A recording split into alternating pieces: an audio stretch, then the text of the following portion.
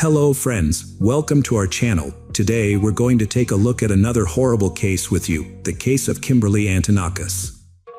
Kimberly Antonakos was born in 1974 in New York, USA. She was the only child in the family. Despite the fact that she grew up in love and affluence, she was not pampered. Her parents came from simple families. Nevertheless, her father Thomas managed to achieve considerable heights.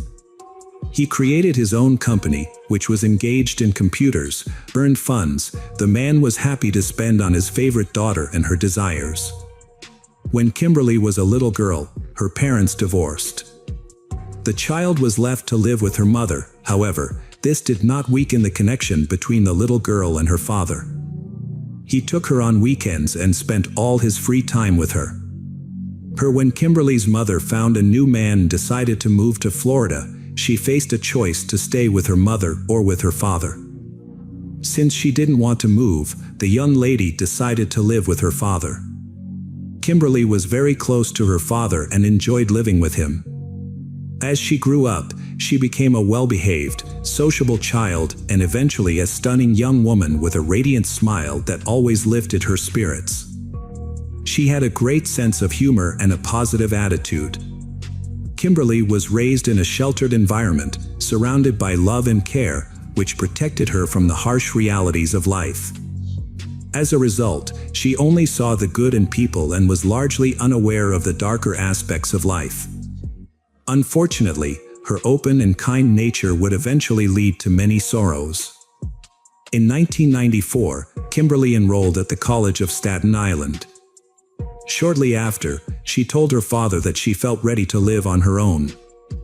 Although Mr. Kimberly was worried about her decision, he respected her independence and decided not to oppose it.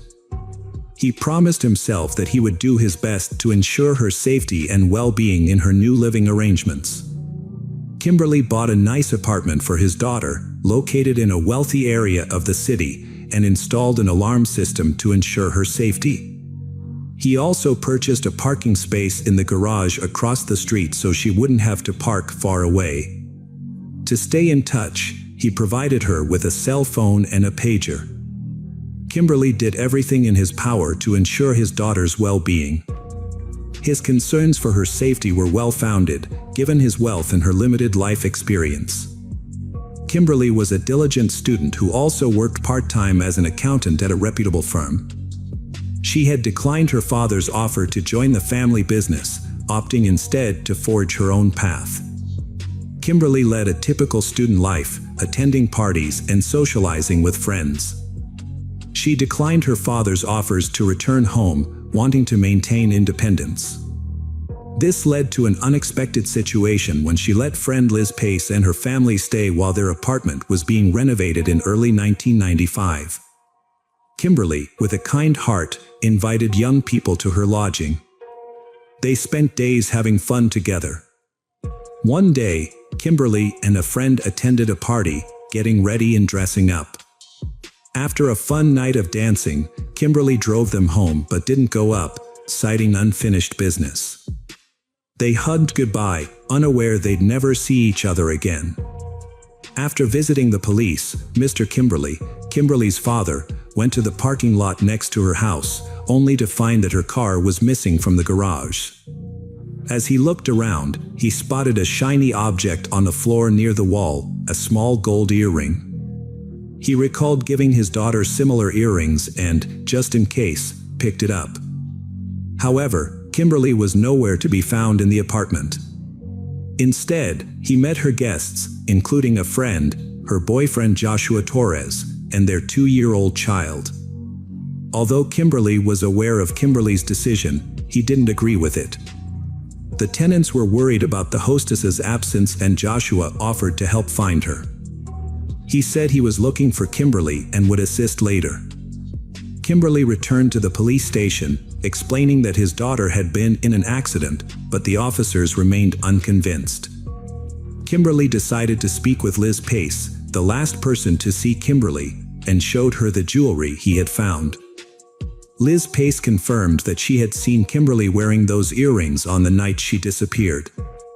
Kimberly then visited the places his daughter frequently went to, talking to many people, but didn't gather any significant information.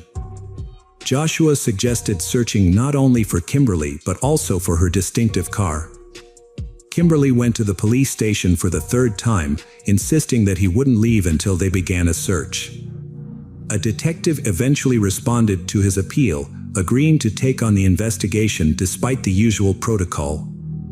To better understand the events surrounding Kimberly Antonakos' disappearance, investigators started by reconstructing her activities on February 28. Kimberly began the day by attending college, followed by a few hours of work. After work, she returned home and had dinner with friends before heading out to a party with a friend named Liz Pace. The evening concluded with their return home around 4 a.m. Following her return, Kimberly went to the parking lot for reasons that remain unclear. Both her apartment and garage were thoroughly searched, but no signs of struggle or foreign fingerprints were found. This lack of evidence suggested either a meticulous cleanup or that any potential intruder may have worn gloves. The most puzzling aspect was the disappearance of Kimberly and her car without any trace, except for a single earring that was found. An analysis of Kimberly's bank account revealed that her last transaction occurred the evening before she vanished, ruling out the possibility that she had run away from home. Based on the evidence, detectives hypothesized that Kimberly was likely kidnapped. The investigation expanded to include additional police officers. Due to the lack of concrete leads, law enforcement considered information from a psychic. Witness interviews began with Liz Pace and Joshua. They revealed 65 calls were made from Kimberly's landline on March 1st. Joshua explained he made these calls to locate Kimberly, who was like a little sister to him. Liz Pace's testimony helped determine Kimberly's clothing in a portrait was created, highlighting her distinctive tattoos, including a scorpion and infinity sign. Meanwhile, a search for the missing car was underway, with checks at scrap metal collection points and other locations where the vehicle might be found. Unfortunately, no positive results were obtained. A check of Kimberly's cell phone was also unsuccessful. Police advised Kimberly to pay attention to any letters or phone calls he received, as they might be from Kimberly's kidnappers demanding a ransom. The Kimberly family remained in a state of uncertainty until March 4th. At approximately 2 a.m., emergency services responded to a reported fire at a large, abandoned house located at 86 Woodhaven Avenue in Queens. Multiple fire crews battled the blaze until it was finally extinguished. Upon investigation, a charred body was discovered in the basement of the building. Further analysis by forensic experts revealed the deceased was a woman between 20 to 25 years old, with remnants of long, black hair still intact.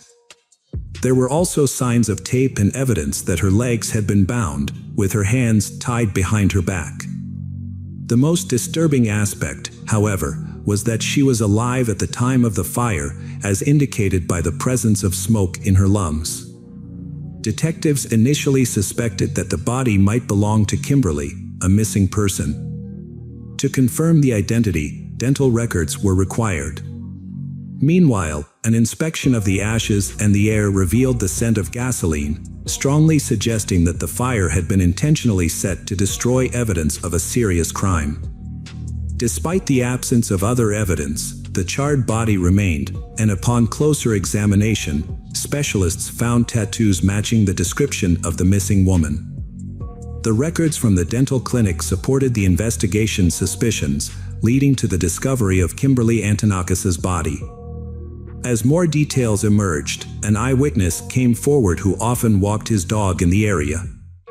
The dog had been acting strangely in the days prior to the fire, appearing nervous and barking at the house for no apparent reason. It wasn't until after the fire and the discovery of the body that the cause of the dog's behavior became clear. She had attempted to escape and called for help, but her cries went unheard by humans. However, the dog's acute hearing allowed it to detect the sounds coming from the basement, explaining its unusual behavior. When questioned by officers, the homeowner revealed that he had visited the building multiple times in recent days. He was trying to sell the house and would regularly check on its condition, collect mail, and pick up receipts. However, he only inspected the house from the outside and never went into the basement.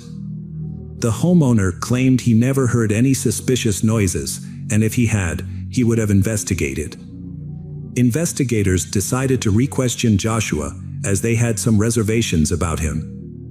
They also found it strangely coincidental that his name started with the letter J. This time, Joshua mentioned a person he hadn't been able to contact the day Kimberly went missing, a young man nicknamed Psycho, a Russian national who had previously dated Kimberly. The detectives looked into this new information and discovered that the Russian had moved to the US with his parents at a young age. As he grew older, he became involved with a gang and had a history of breaking the law. This led to the identification of the first suspect, who was soon taken into custody. During interrogation, Psycho was informed of his former lover's death, but his reaction shocked the detectives. The young man not only denied involvement in the crime, but he also showed genuine emotional distress. Investigators took him to the crime scene to observe his behavior, and it became clear to everyone that they had the wrong person in custody. Later, his alibi was confirmed, leaving the investigation at a standstill once again. The victim's family sought the psychic's help again. This time, she claimed to have seen 4 people involved in the crime. According to her, the kidnappers had initially intended to establish communication but failed. The kidnapping didn't seem to have been planned with a tragic outcome. The psychic concluded that new information would emerge soon. A couple of days later, Mr. Kimberly, hoping to gather some leads, announced a $10,000 reward for information that could help catch the perpetrator. Mr. Kimberly couldn't shake off the psychic's words. He pondered the psychic's statement about the kidnappers wanting to make contact. What could that mean, and what had prevented them from doing so? Upon returning home, he sat at the table and stared at his phone for a while. He suddenly recalled a minor detail from the day Kimberly went missing. He had listened to all the answering machine recordings as he had been expecting his girl to contact him. However, there were no messages, except for 2 blank ones with complete silence. He initially thought it was a technical issue or a problem with the connection. But it later became clear that this was not the case. 5 days after her body was found, the police located her car in a quiet area of town, not far from where her body was discovered. The investigators were hoping to find fingerprints in the car, but it had been thoroughly cleaned. The only evidence they found was her hair and a second earring in the passenger compartment. Although it seemed like a breakthrough, it didn't lead anywhere. Kimberly, her father, was linked to a local mob hit due to his wealth and success. However, detectives found no evidence to support the rumors. Kimberly, grieving the loss of his daughter, denied any involvement and was found to conduct his business openly and honestly. In July 1995, a burglary suspect was arrested at a New York City residence. Surprisingly, he shared information about the Kimberly case. The suspect claimed an acquaintance told him that his friends had kidnapped and killed she by burning her.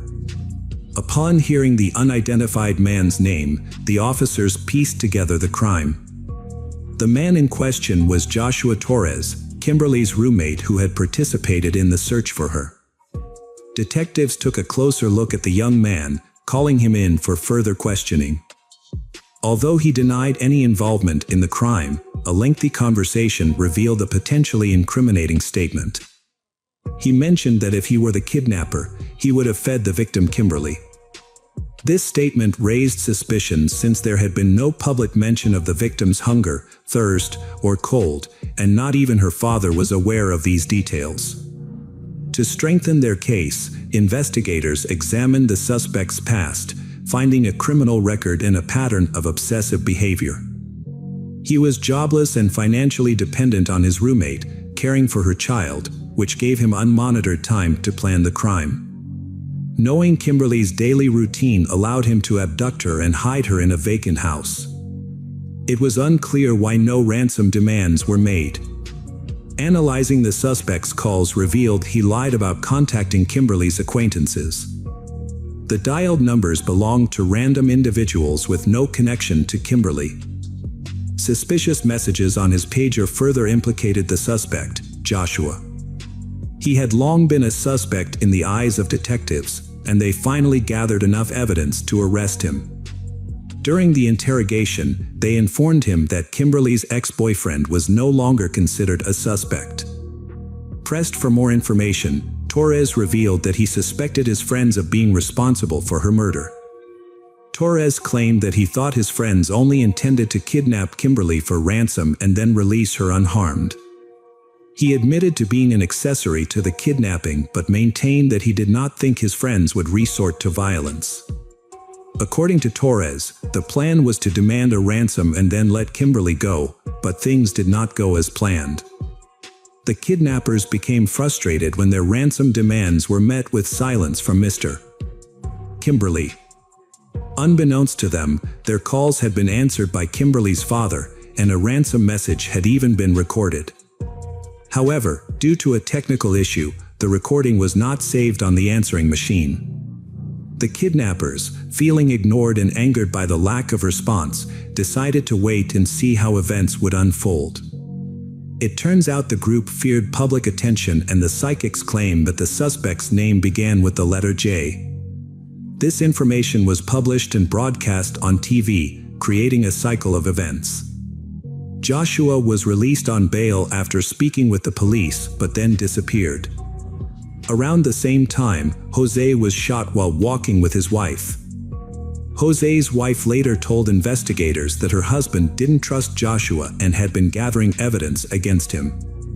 She claimed Jose felt guilty about kidnapping Kimberly but not about the house fire. He wanted to confess to the police, just as he had to her. The pager messages and suspect statements helped investigators piece together the kidnapping and crime details. 4 men were involved: Joshua, Julio Negrin, Jose Negrin, and Nicholas Brett, also known as Jay. Notably, Julio had previously dated Kimberly and proposed, but she rejected him. The group was united by friendship and a shared criminal past. However, their actions were far surpassed by the horrific treatment of she at the hands of the guys. Nicholas had recently been released on bail, thanks to his mother's intervention, and had received a lenient fine for a crime that could have resulted in a prison sentence of over a year. Joshua had a history of serious offenses, including child abduction, violence against a minor, and illegal possession of weapons, despite his young age. Nevertheless, he too had received an inappropriately light sentence for his crimes. It was evident that Joshua was the ringleader, responsible for coordinating the group's actions. After Kimberly left the party, the men seized her in the parking lot, having apparently been stalking her and waiting for the ideal moment to strike when she was alone. A gun was used to intimidate Kimberly. When she resisted, the perpetrators tied her hands and covered her mouth, eyes, and ears with duct tape. They then put her in the trunk of a car and drove her to an abandoned house, where she was taken to the basement and tied to a chair. To prevent her from making noise, they removed her shoes. The kidnappers told Kimberly that her father owed them money and that she would be released once he paid the debt. Julio was tasked with caring for Kimberly, bringing her food and water twice a day, and keeping her warm. However, fearing the consequences, Julio abandoned the house, leaving Kimberly without food, water, or warmth for 3 days.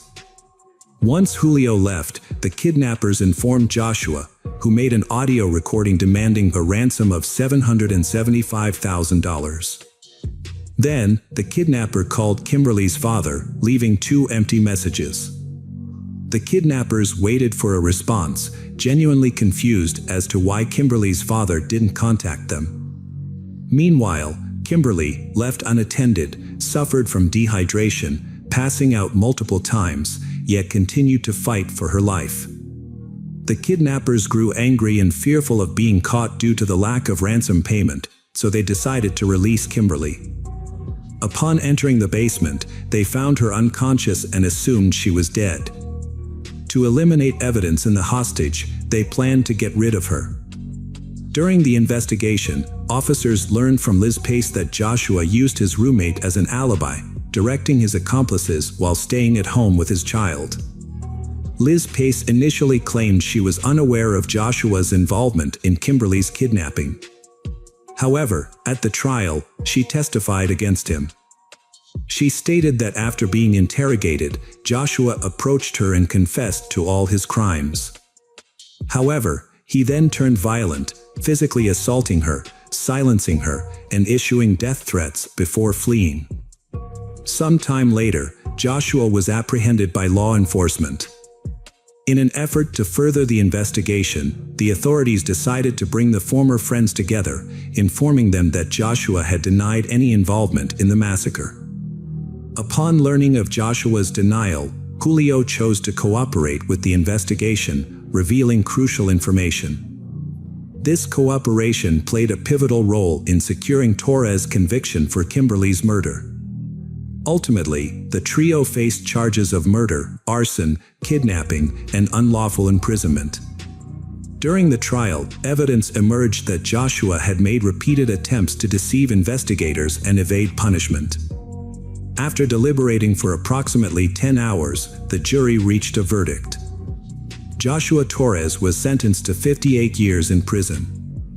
Nicholas Brett received the same sentence as the others. Julio Negrin was found guilty of being an accessory after the fact and was sentenced to 2 to 6 years in prison. Tomas Kimberly, the victim's family member, was satisfied with the court's verdict and did not want the perpetrators to receive the death penalty. In his opinion, the death penalty would have been too lenient a punishment. Nicholas Brett was repeatedly abused and assaulted in prison and died of AIDS after serving 2 years. Julio Negrin was released after serving his 2-year sentence. Joshua will not be eligible for release until 2053 at the earliest. Tragically, sadly, Kimberly's father, Kimberly, passed away from cancer in 2005. His family believes that the stress and grief caused by his daughter's death contributed to his illness.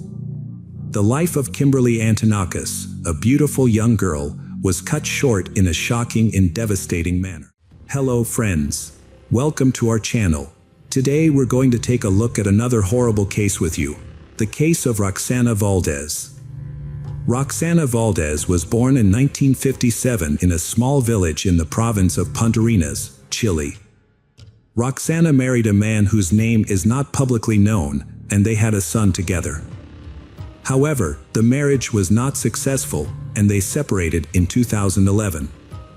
As a single mother, Roxana faced significant challenges in her small village, where job opportunities were limited. The community's main occupation was farming and selling produce, and the local schools focused on teaching agricultural skills.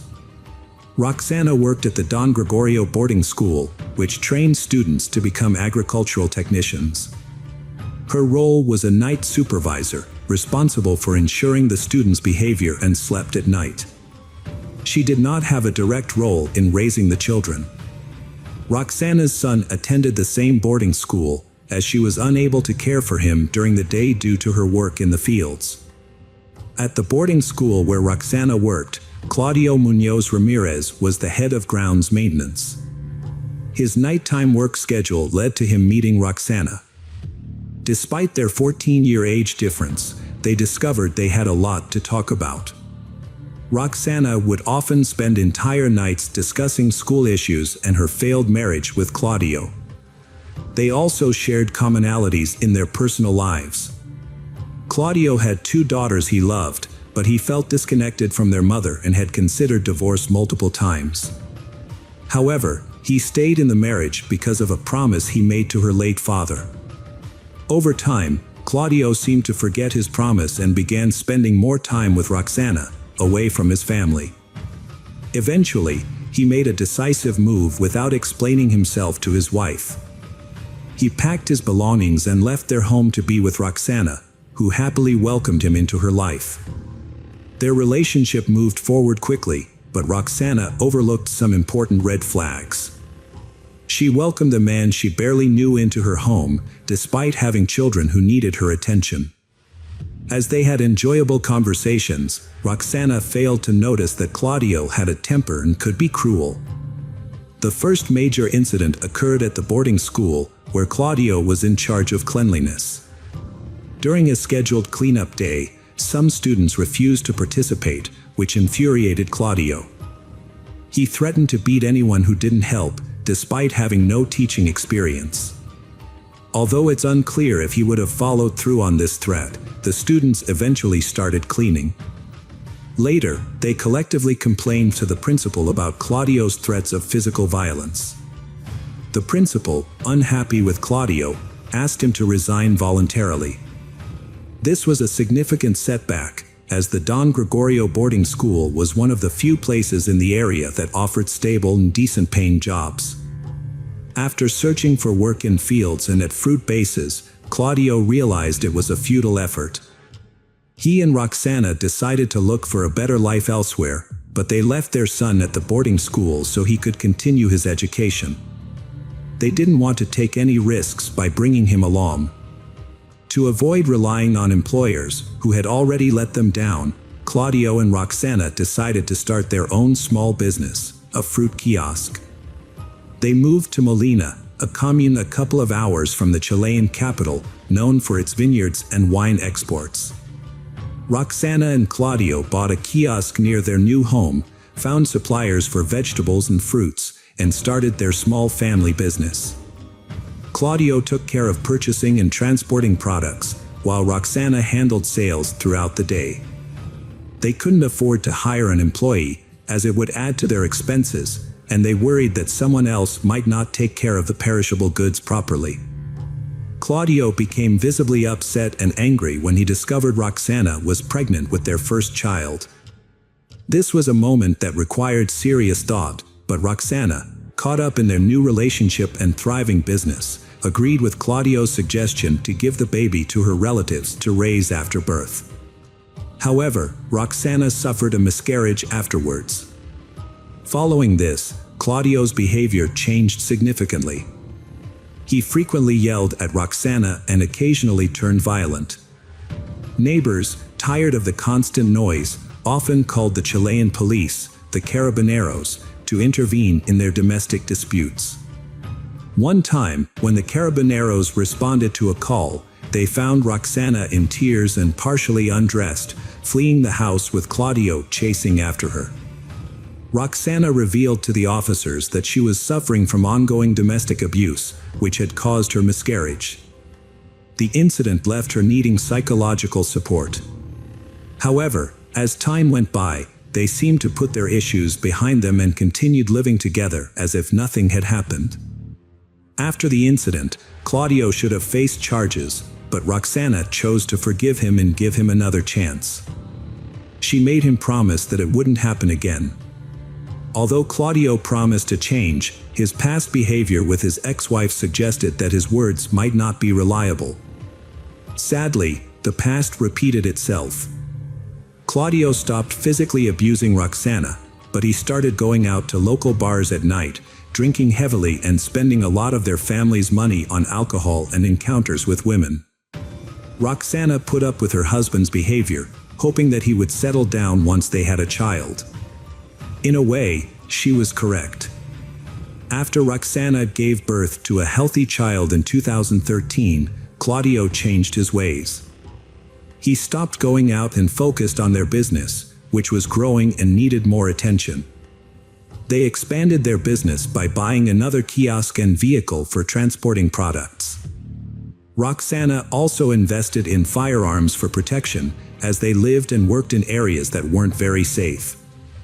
The family's assets appeared to increase substantially, but this growth was only theoretical.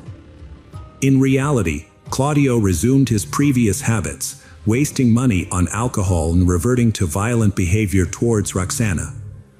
Roxana's account detailed how the abuse in their relationship escalated. At first, Claudio drank sporadically, but the frequency soon increased.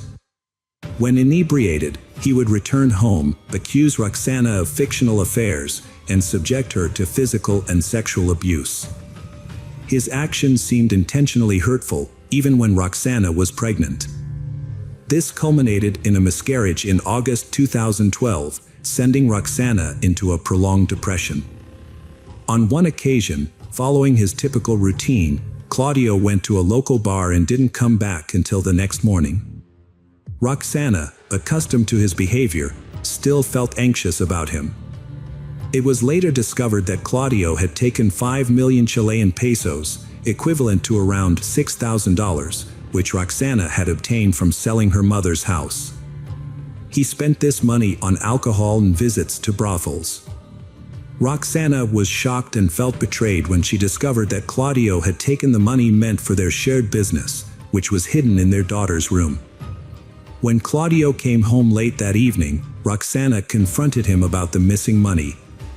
However, Claudio was uninterested in discussing the issue and instead hit Roxana, admitting that he had squandered all the money. This incident was the final straw for Roxana. Without saying a word, she went to their bedroom, retrieved a revolver that was meant for protection against local criminals, and shot Claudio in the chest. Claudio died instantly.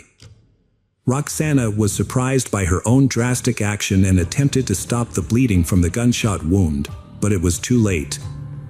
The close-range shot from the .38 caliber revolver was fatal. In her testimony, Roxana expressed deep remorse and acknowledged the immorality of her actions. She confessed that when she retrieved the revolver, her intention was not to intimidate Claudio but to kill him. Roxana remembered the numerous times Claudio abused and assaulted her, and how she failed to report him to the authorities due to fear. She was afraid of being alone, especially after they had a child together. After shooting Claudio, Roxana's main concern was how it would affect their daughter if she were imprisoned and the child was sent to an institution. That night, Roxana decided to get rid of the body and report Claudio missing. She knew the police were aware of his frequent disappearances during drinking binges. As a delicate woman, disposing of the body was a daunting task. She decided to remove it piece by piece, using kitchen knives to cut the limbs and head. The process required 5 knives, as they kept becoming dull. Roxana then boiled the dismembered parts in large pots, all while playing with her young daughter, who was unaware of what her mother was doing and what had happened to her father. Roxana's calculated approach to disposing of the body, while trying to maintain a sense of normalcy for her daughter, shows the complexity and desperation of her situation. The day after cooking and cooling the body parts, Roxana packed them into separate plastic containers labeled by body part, hands, legs, head, and torso, and then placed each container into a garbage bag. She loaded the bags into her car and drove to St. Lucia to scatter them on a vacant lot. Before leaving, she cleaned her house thoroughly with bleach. However, upon arriving in St. Lucia, Roxana couldn't bring herself to dispose of the bags, despite finding a suitable location. Roxana was nervous during the drive, constantly feeling like she was being watched and fearing that the police would stop and search her car.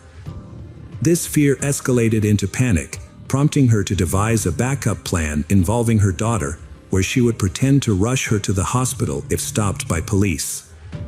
She even considered pinching her daughter to make her cry louder and make the situation more believable. Since Roxana couldn't discard the remains, she returned home and hid the bags in the garage.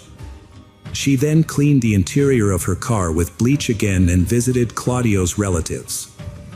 She told the police that Claudio had stolen a large sum of money and hadn't been home for days, but they simply shrugged off her claims. Roxana visited her mother and brother, who were alarmed by her condition. She wasn't eating, had a glazed expression, and kept asking the same questions. The only question she answered clearly was about Claudio's absence, claiming he was delayed due to a flat tire while buying goods for their store. Overwhelmed by her thoughts and the hidden evidence, Roxana broke down and asked her brother for help. When he arrived, she revealed everything and showed him the containers. Her brother was shocked. Roxana wanted to unburden herself and share the traumatic experiences she had with Claudio, but she primarily needed her brother's help to dispose of the containers holding the body. However, her brother refused, fearing he would be implicated as an accomplice and face police involvement. He urged Roxana to confess to the Chilean police, the Carabineros, and threatened to do it himself if she didn't. Disappointed but with no alternative, Roxana decided to cooperate. That night, she went to the 4th police station to make a significant statement. The officers, who knew her, initially assumed she was there to report her problematic husband. However, they were stunned by what she revealed. Roxana was arrested on the spot. News of her arrest spread quickly, drawing numerous journalists to the station. As the journalists waited, Roxana was eventually brought out, visibly distressed and in handcuffs. Before being escorted into a police car, she exclaimed, "I was afraid he would kill me one day." At first glance, the case seemed straightforward. Roxana had confessed, provided evidence, and surrendered voluntarily. Nevertheless, prosecutor Monica Bisos was skeptical of Roxana's easy confession and wanted a more thorough investigation. Prosecutor Bisos asked to extend Roxana's arrest to allow for further forensic examination. The goal was to determine if Claudio was still alive when his body was dismembered, which would have led to a longer sentence for Roxana. The judge agreed to a 60-day detention to continue the investigation. At the same time, Roxana's lawyer, Carolina Gutierrez, argued that Roxana committed the crime under extreme emotional distress.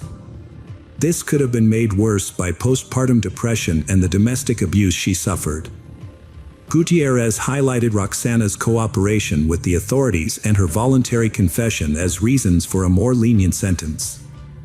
However, forensic results later showed that Claudio died from a gunshot wound to the chest, disproving the prosecution's theory that he was alive during dismemberment. As a result, the factors that would have increased Roxana's sentence were dismissed. Another lawyer, Juan Pablo Cardenas, pointed out that the gun used in the murder was registered. He also noted that Roxana first reported domestic violence to the police just 20 days after they moved in together.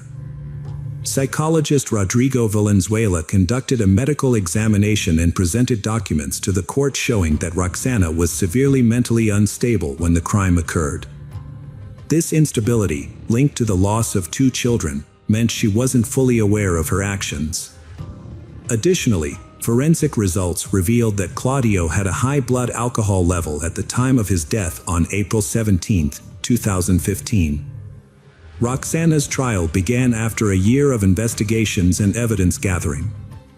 During the trial, Roxana refused to make statements due to her distress over the media portrayal. Prosecutors emphasized the severity of the crime, but couldn't prove premeditation. The defense argued that Roxana acted in self-defense against a man who had brutally mistreated her for years. The court hearing in Chile lasted several weeks, captivating the entire nation. Prosecutor Monica sought a 15-year prison term for Roxana, the accused. After considering the defense and the jury's input, the judges sentenced Roxana to 6 years in a correctional facility with a relatively lenient regime. Claudio's family, who had hoped for a life sentence or even the death penalty for Roxana, were outraged by the court's decision. They had already been upset when the prosecutor requested a 15-year sentence, which they felt was too lenient.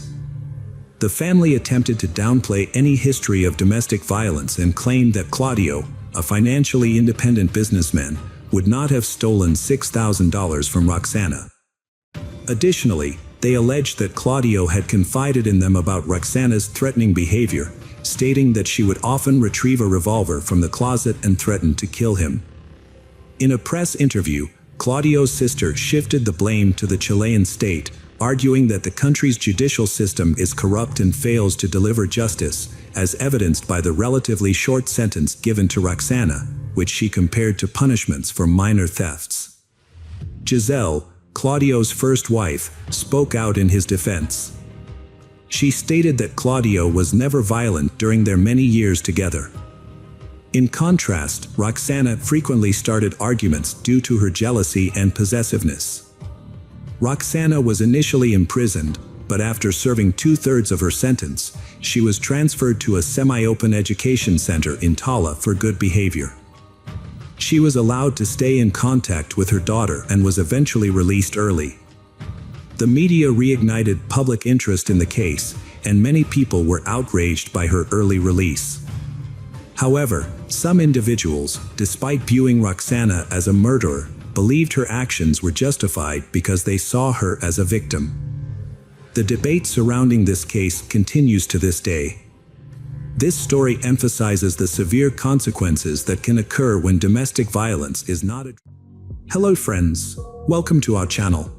Today we're going to take a look at another horrible case with you. The case of Sherry Papini. Keith and Sherry Papini first met in middle school, when Keith was in 7th grade and Sherry was in 8th. They shared their first kiss with each other. Their friendship flourished quickly, and they remained close throughout their teenage years.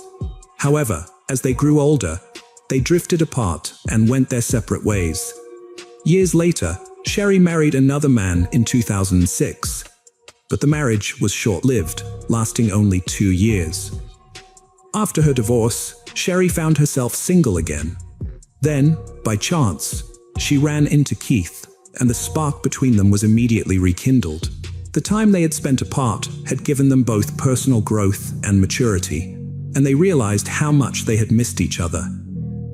Keith and Sherry decided to give their love a second chance, and they started dating. As they spent more time together, their connection grew stronger every day. Within a year of reuniting, they knew they were meant to be together. They got married in 2009 and had 2 children, settling down in Redding, California. Sherry used to work in telecommunications, but after having children, she became a stay-at-home mom. Keith continued to work at Best Buy as a member of the Geek Squad. The Papini family seemed to have a perfect life from the outside. However, on November 2nd, 2016, Keith's world was turned upside down when he came home to find his wife, Sherry, missing. It was unusual for her not to be there, as she was always home when he returned from work. At first, Keith thought she might have gone for a walk, but as time passed and she didn't come back, he grew increasingly worried. Keith called the daycare center their children attended to see if Sherry had picked them up. But the school secretary told him she hadn't. This heightened Keith's concern, and he decided to use the Find My iPhone app on his phone to track her location. The app showed that her phone was at the end of their driveway. Alarmed, Keith rushed outside to search the area and found Sherry's phone lying on the ground, with her headphones nearby. When Keith found Sherry's phone and headphones at the end of the driveway, he made a disturbing discovery. There were strands of hair entangled in the headphones. He immediately contacted the authorities at the Shasta County Sheriff's Office, who took Sherry's disappearance seriously and brought in the FBI right from the start. Keith was desperate to find Sherry and get her back safely. To do this, he knew it was crucial to get her name and face out to the public. So he spoke to the media, hoping to generate support and assistance in finding her. The media played a huge role in spreading the story of Sherry's disappearance, and her beauty, blonde hair, and blue eyes made her case especially captivating to the public. As a result, news channels eagerly covered every detail of the story. After Sherry went missing and it became public, the police received many tips, but none of them led to finding her. As they continued to investigate, they looked at Sherry's phone for clues. They found a heated text conversation between Sherry and her husband Keith from a few months earlier, which made the police suspicious of Keith's possible involvement. Despite this, Keith was cooperative and offered to take a lie detector test to clear his name. He passed the test. In addition to the argument with Keith, the police found texts on Sherry's phone from men using fake female names. It seemed like Sherry was planning to leave Keith. On November 10th, 2016, The police tracked down one of these men and questioned him about Sherry's disappearance.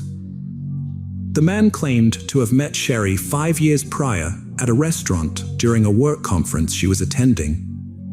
Although he said he didn't know her current whereabouts, he shared some information about her relationship with her husband Keith. According to the man, Sherry did not respect Keith and was even fearful of him. He alleged that Keith was violent and abusive, often locking Sherry up in their home. After a tip from a man who knew Sherry, claiming that her husband Keith was abusive, the police launched an investigation. However, after speaking with friends and neighbors, they found no evidence to support the claims of Keith's violence. Several days into Sherry's disappearance, on November 24, 2016, the police received a call at 4:32 a.m. on Thanksgiving morning. The caller reported a woman in distress on the side of I-5. The police rushed to the scene and found a woman bound with chains and zip ties. It took a moment for the officers to realize Sherry Papini, who had been missing for days. Relieved to find her alive, they carefully freed her from the restraints and took her to the hospital for medical attention. When Sherry arrived at the hospital, it was clear that she had been through a traumatic experience. Her body was covered in bruises, her hair was noticeably shorter, and she had a burn mark on her arm, as well as a bad rash. She had also lost a significant amount of weight, weighing in at only 87 pounds. While Sherry was recovering at Woodland Memorial Hospital, the police tried to interview her, but she was too emotional to provide any information. The only condition under which she would cooperate was if her husband Keith was present in the room. With Keith by her side, Sherry recounted the terrifying incident. She said she was out jogging when a dark-colored SUV, driven by two women, approached her. She got out of the vehicle, pointed a gun at her, while Sherry Papini stayed in the car. Sherry was forced into the back of the SUV against her will. Before getting into the vehicle, Sherry had the presence of mind to leave behind her phone and headphones on the driveway, along with some strands of her hair. She did this intentionally, hoping that Keith would find them and realize something was wrong. Sherry shared the details of her abduction with the police and her husband Keith. During the journey, she kept dozing off in the back of the SUV, making it difficult for her to keep track of time. The two women had wrapped something around her face, preventing her from seeing her surroundings. They told her that she was being kidnapped because a man wanted to buy her and she was being taken to meet him. However, they refused to reveal the man's identity or location. Sherry was terrified and worried about her fate, unsure of where she was being taken or what would happen to her during her captivity. She also claimed to have been physically abused by one of the women, who frequently hit her, leaving her with multiple injuries. Sherry claimed that her captors branded her right shoulder with the word Exodus to attract a buyer, who was allegedly a police officer.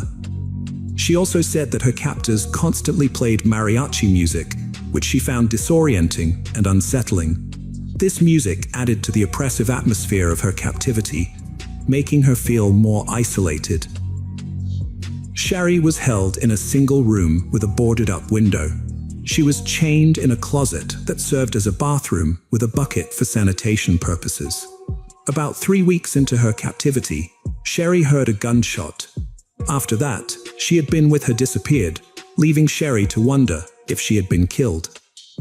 Sherry Papini, who had been quiet until now, took control of the situation. She instructed Sherry to get into a car, and they drove along I-5. Without warning, the car stopped, leaving Sherry startled and disoriented. She looked around, trying to understand what was happening. The younger woman then told Sherry to get out of the car. Confused and unsure, Sherry cautiously did as she was told. As Sherry exited the car, she felt a mix of fear and excitement. Was this her chance to escape? Or was she being led into an even more dangerous situation? She was left with more questions than answers, feeling uncertain and scared. After being found safe on the side of I-5, the Shasta County Sheriff's Office held a press conference to announce Sherry's return. During the conference, the police reported that Sherry had been abducted by 2 Hispanic women, which sparked widespread concern among the public. However, this news brought unintended consequences. Following the press conference, a wave of racism erupted, targeting individuals of Spanish descent. The reporting of Sherry's abduction had fueled public fear and anxiety, leading some to unfairly blame individuals associated with the Hispanic community. After being abducted, Sherry returned home and began attending therapy sessions to cope with her trauma. As a California resident, she was eligible for the Victims' Compensation Fund, which uses public funds to help pay for victims' therapy. In the aftermath, she became withdrawn, spending more time at home and avoiding social outings. 1 year into the investigation, police released a composite sketch of 2 Hispanic women believed to be involved in the crime. Despite this development, no new leads emerged. The police also revealed that they had found male DNA on Sherry's underwear, which did not match her husband Keith's DNA. 2 years passed with no matches on the male DNA, and the case remained unsolved. However, in 2020, a long-awaited breakthrough finally occurred. The police working on Sherry's case decided to try a new approach to find the owner of the unknown DNA. They used a technique called familial DNA, which compares the DNA profile to potential relatives of the donor. This method is commonly used in criminal investigations to analyze DNA evidence and identify possible family members of a suspect. By looking at specific genetic traits shared among family members, investigators can create a shorter list of potential suspects and explore possible family connections. In the Sherry Papini case, the police were surprised to discover that the DNA found in her underwear matched a close relative of James Ray's, her ex-boyfriend. This new information raised many questions and became a crucial moment in the investigation. The police suspected Sherry's ex-boyfriend, James Ray's, of being involved in her abduction. To investigate, they collected a soda bottle from his trash in June 2020 and sent it to a forensic lab for DNA testing. A month later, the lab results showed a match between James's DNA and the DNA found on Sherry's underwear the day she was discovered. With this new evidence, the police went to James's home in Costa Mesa, California, where he worked at a sports shop, to ask him about Sherry's case. James told the police that he had dated Sherry about 10 years prior, and the last time he saw her was a year after they broke up. He claimed to have only heard about her disappearance and safe return through rumors. During the police interview, James initially denied any involvement in Sherry's kidnapping. However, as the conversation progressed, he revealed that he was still close friends with Sherry despite their breakup 10 years prior. Although James admitted to playing a role in her disappearance, he claimed he didn't kidnap her. Instead, he insisted he was merely assisting a friend in need. James reported to the police that Sherry reached out to him for help, claiming she needed to escape her abusive husband, Keith. On November 2, 2016, James told police that a friend had lent him a car, which he used the next day to pick up Sherry. According to James, Sherry hid in the back seat of the car, lying down during the drive to Costa Mesa.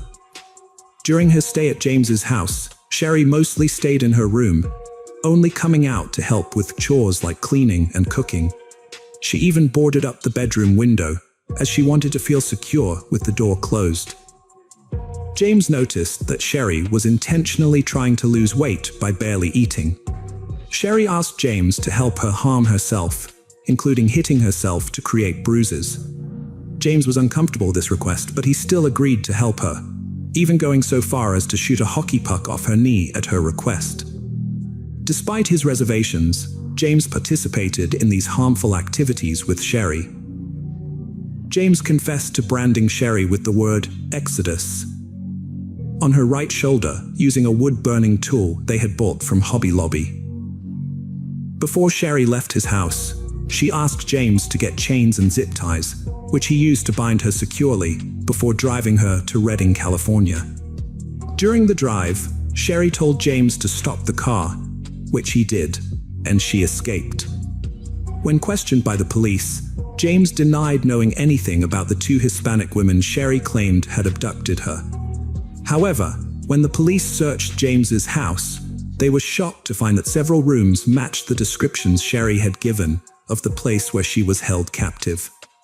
Specifically, James' bedroom and closet exactly matched a drawing Sherry had made for the police, detailing the layout of the rooms she had been confined to. The police discovered a striking similarity between a table at James's house and the one Sherry described in her initial interviews. They decided to bring Sherry and Keith in for another interview at the police station. The police had accumulated substantial evidence that led them to believe Sherry had faked her own abduction. They intended to confront her with their findings during the interview. Before revealing the truth, they asked Sherry if she wanted Keith to leave the room. Sherry remained silent. The police then decided to leave the couple alone for a few minutes.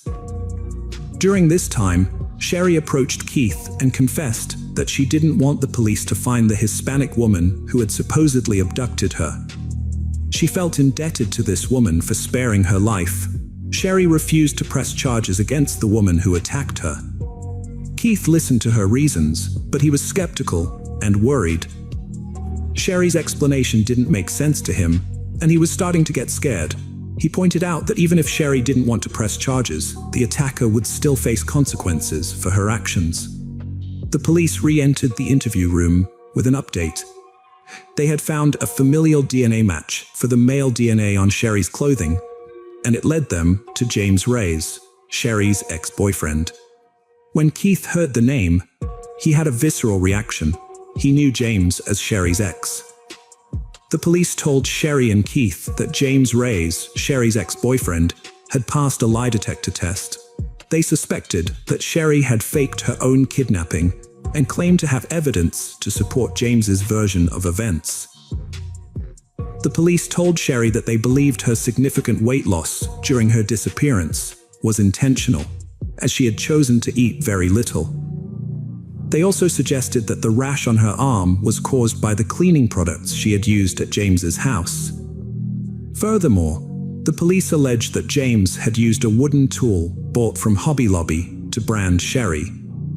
They also claimed that Sherry's broken nose was self-inflicted, caused by hitting herself with a hockey stick. Despite the mounting evidence against her, Sherry remained calm and pretended not to understand what the police were talking about. Sherry Papini claimed to have not seen her ex-boyfriend James in years, stating she last saw him at his brother's funeral in Southern California. However, the police knew she was lying because James had provided them with information about her disappearance that only someone close to her would know. On March 3, 2022, the FBI arrested Sherry on charges of lying to federal agents and faking her own abduction. 6 weeks later, she agreed to a plea deal, admitting to orchestrating her kidnapping. Sherry's lawyers requested a sentence of 1 month in prison, followed by 7 months of house arrest. However, the prosecution recommended an 18-month sentence. In September 2022, the judge sentenced Sherry to 18 months in prison and ordered her to pay a $300,000 fine. The judge doubted that Sherry would ever be able to pay the fine, saying it would take winning the lottery. During the sentencing, the judge called Sherry a manipulator and habitual liar, stating that he had no doubt she would have continued lying if she hadn't been caught. The judge told Sherry that she needed to be punished to stop others from committing similar crimes. Sherry had taken advantage of many resources, including money meant for victims, Social Security disability payments, and a GoFundMe account set up after her fake kidnapping. The judge wanted to deter others from committing similar crimes by punishing Sherry. She spoke at her sentencing hearing, expressing regret and apologizing to those who had suffered because of her actions. Sherry acknowledged her guilt, saying she was responsible for lying and bringing shame to herself and those around her. In August 2023, Sherry was released from prison and moved to a halfway house. Sherry and her husband Keith separated on the day of her arrest in March 2022. After Sherry pleaded guilty, Keith filed for divorce the next month and sought full custody of them. Hello friends, welcome to our channel. Today we're going to take a look at another horrible case with you. The case of Rebecca Bliefnick. Rebecca and Tim, who met at Quincy University, were the epitome of a perfect couple. Rebecca was a biology major and a tennis player, while Tim was a star football player. 2 years after graduating, the practical couple decided to tie the knot. Instead of splurging on an engagement ring and a lavish honeymoon, they chose to save their money. Although Rebecca had a genuine interest in medicine and had dreamed of becoming a doctor, she decided to pursue motherhood instead. Her dream came true when she and Tim had 3 sons. Tim was known for his charisma and ability to entertain. In 2008, he auditioned for American Gladiators, making it to the final round. Years later, in 2019, he received an invitation from the producers of Family Feud to participate in the show with his family. Rebecca's nursing school commitments prevented her from joining Tim on the TV show Family Feud. Undeterred, Tim assembled a team of family members, including his parents and brothers. The show's format features 2 teams competing to guess the most popular responses to survey questions from 100 people. Despite being unprepared, Tim's team performed well, earning points and ranking second on the scoreboard. They went on to participate in 3 episodes, winning a total of $20,000, which was divided equally among the family members. However, Tim did not share any of the winnings with his wife Rebecca. This decision highlights the strain on Tim and Rebecca's marriage, which began when Rebecca pursued a nursing career against Tim's wishes. Tim had expressed concerns about Rebecca's well-being and ability to manage stress, but Rebecca's friends believed Tim was opposed to her independence and autonomy. Rebecca's friends noticed that she was becoming increasingly unhappy in her marriage over time. At first, her marriage to Tim was relatively happy for about 5 years, but then Tim started to become more controlling and manipulative. Despite Rebecca's hard work in her nursing studies and job, Tim didn't pull his weight at home, leaving Rebecca to handle most of the responsibilities. Rebecca realized that their marriage was struggling and wanted to fix it, so she suggested that they go to marriage counseling together. She believed that counseling could help them find solutions and improve their relationship. However, Tim refused to go, despite Rebecca's efforts to save their marriage. In January 2021, after 11 years of marriage, Tim suddenly filed for divorce, which caught Rebecca off guard. She had been committed to working through their issues, but Tim had already made up his mind. He moved out of their family home and into a new house across town, leaving Rebecca to pick up the pieces. Tim and Rebecca's divorce was extremely contentious. They were unable to agree on anything, and their communication broke down completely. The couple disputed several issues, including who would get custody of the children, how they would divide their property, and how much alimony one would pay the other. Things escalated to the point where Tim felt threatened and applied for a court order to protect himself from Rebecca, alleging that she was stalking and harassing him. Rebecca had a different view of the situation, accusing Tim of harassment. She shared her concerns with friends through text messages, describing incidents where Tim yelled at her, pushed her in front of their sons, and threw things. Rebecca feared Tim might do something drastic to take her children away, which alarmed her sister, who knew Rebecca's fears were valid and that she needed help to protect herself. Rebecca then filed for an order of protection against Tim, claiming he entered her home without permission and lied about their interactions. However, the judge denied both Rebecca and Tim's requests, instead ordering them to stay away from each other's homes, except during child custody exchanges. In February 2023, Tim told the police he wouldn't return a gun, calling Rebecca a derogatory name. At the time, Rebecca and Tim's 3 sons, aged 12, 10, and 5, were staying with Tim at his home, just a mile from Rebecca's residence. Their divorce was set to be finalized in just 1 week. Tim contacted Rebecca's father the next day, worried because he couldn't reach Rebecca, and she had failed to pick up the boys from school as planned. Given Rebecca's dedication as a mother, her father suspected something was seriously wrong. Concerned for Rebecca's safety, her father rushed to her house. When he arrived, he entered the house, calling out to Rebecca, but received no response. He went upstairs to her bedroom, where he found a disturbing scene. Rebecca lay on her back, covered in blood and gunshot wounds. After Rebecca's father discovered her body in the bathroom, detectives and forensic experts arrived at the house. They began by carefully examining the outside of the property, searching for clues. Their investigation revealed that the suspect had probably entered the house by forcing open an upstairs window in one of the children's bedrooms. The discovery led investigators to believe that the suspect used a patio chair to gain access to the house and climb up to the roof. By retracing the suspect's likely path, they went to Rebecca's bedroom, where they found the door had been violently kicked in or broken.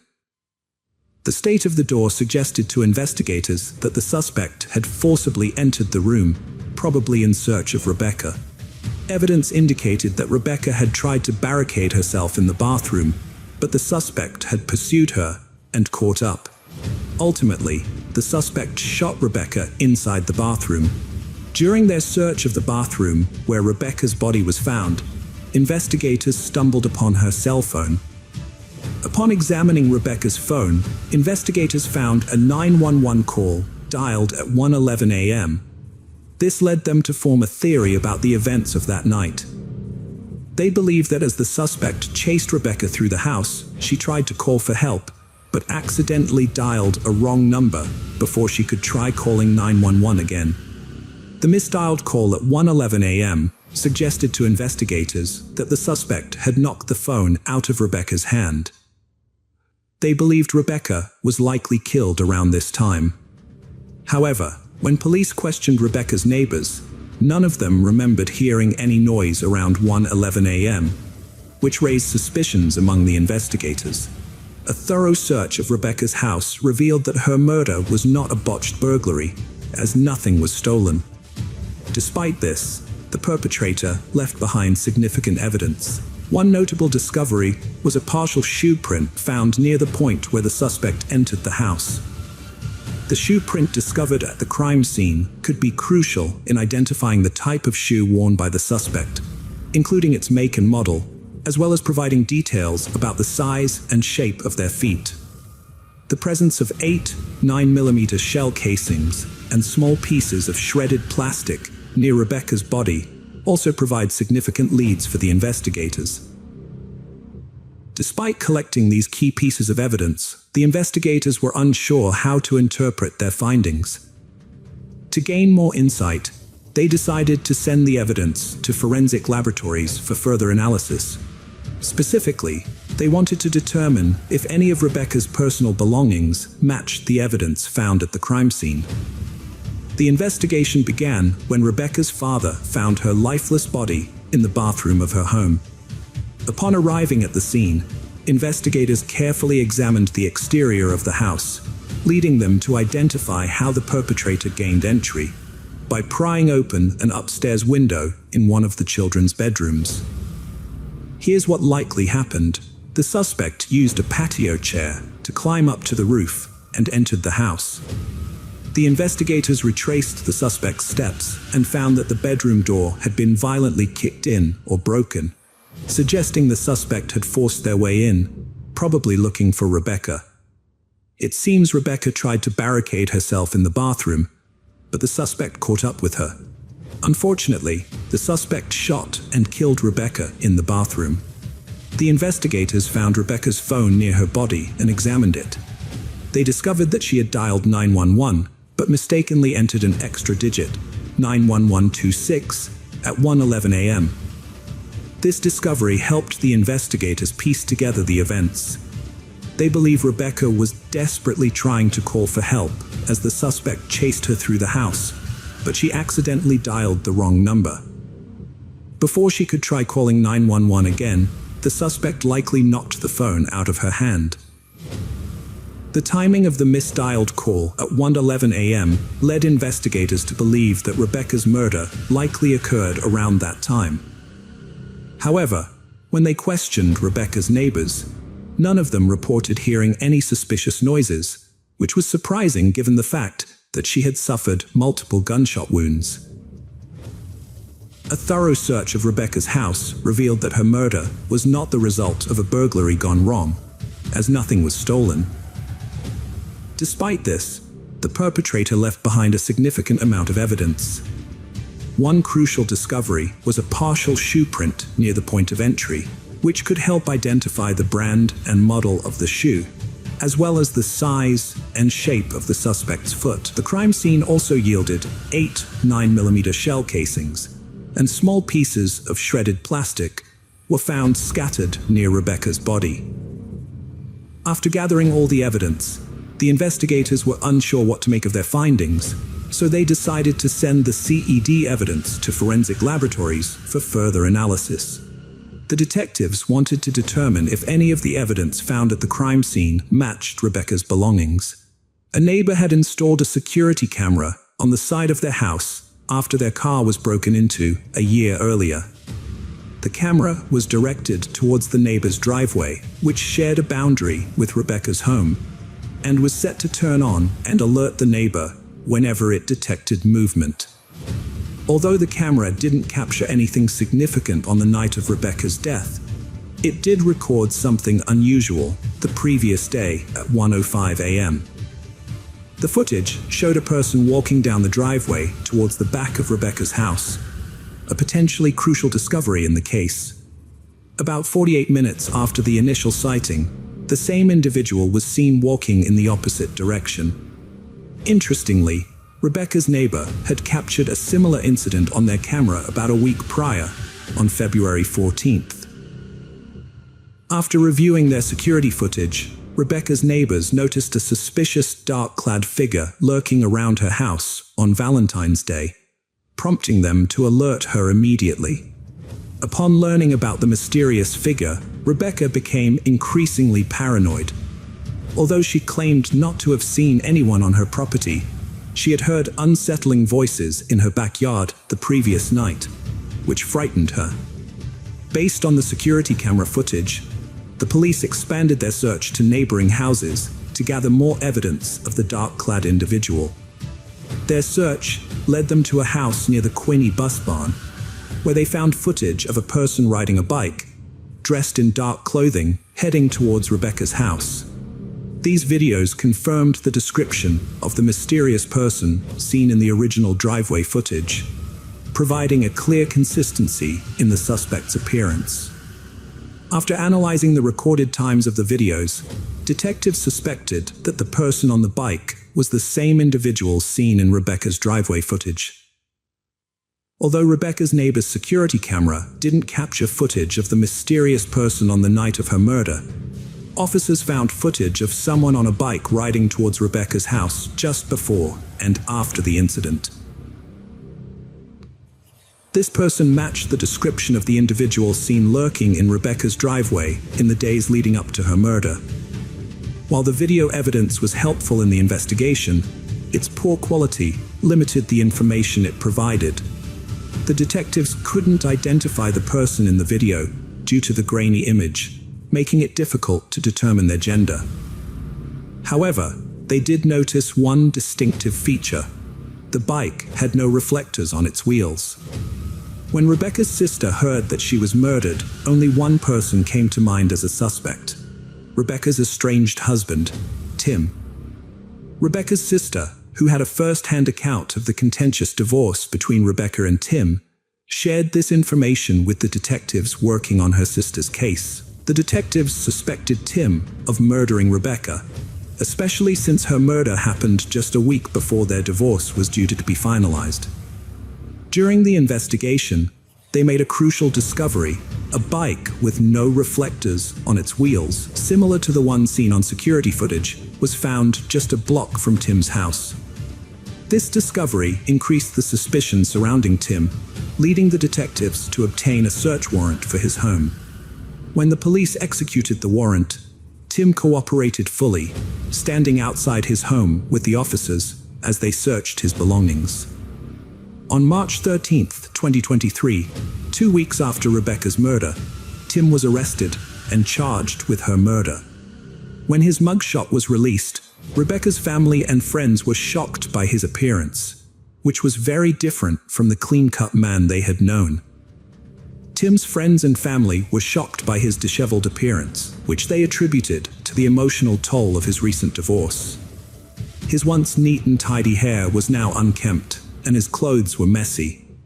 They speculated that the divorce had affected not only his physical appearance, but also his mental well-being. However, Tim had a surprising explanation for his changed look.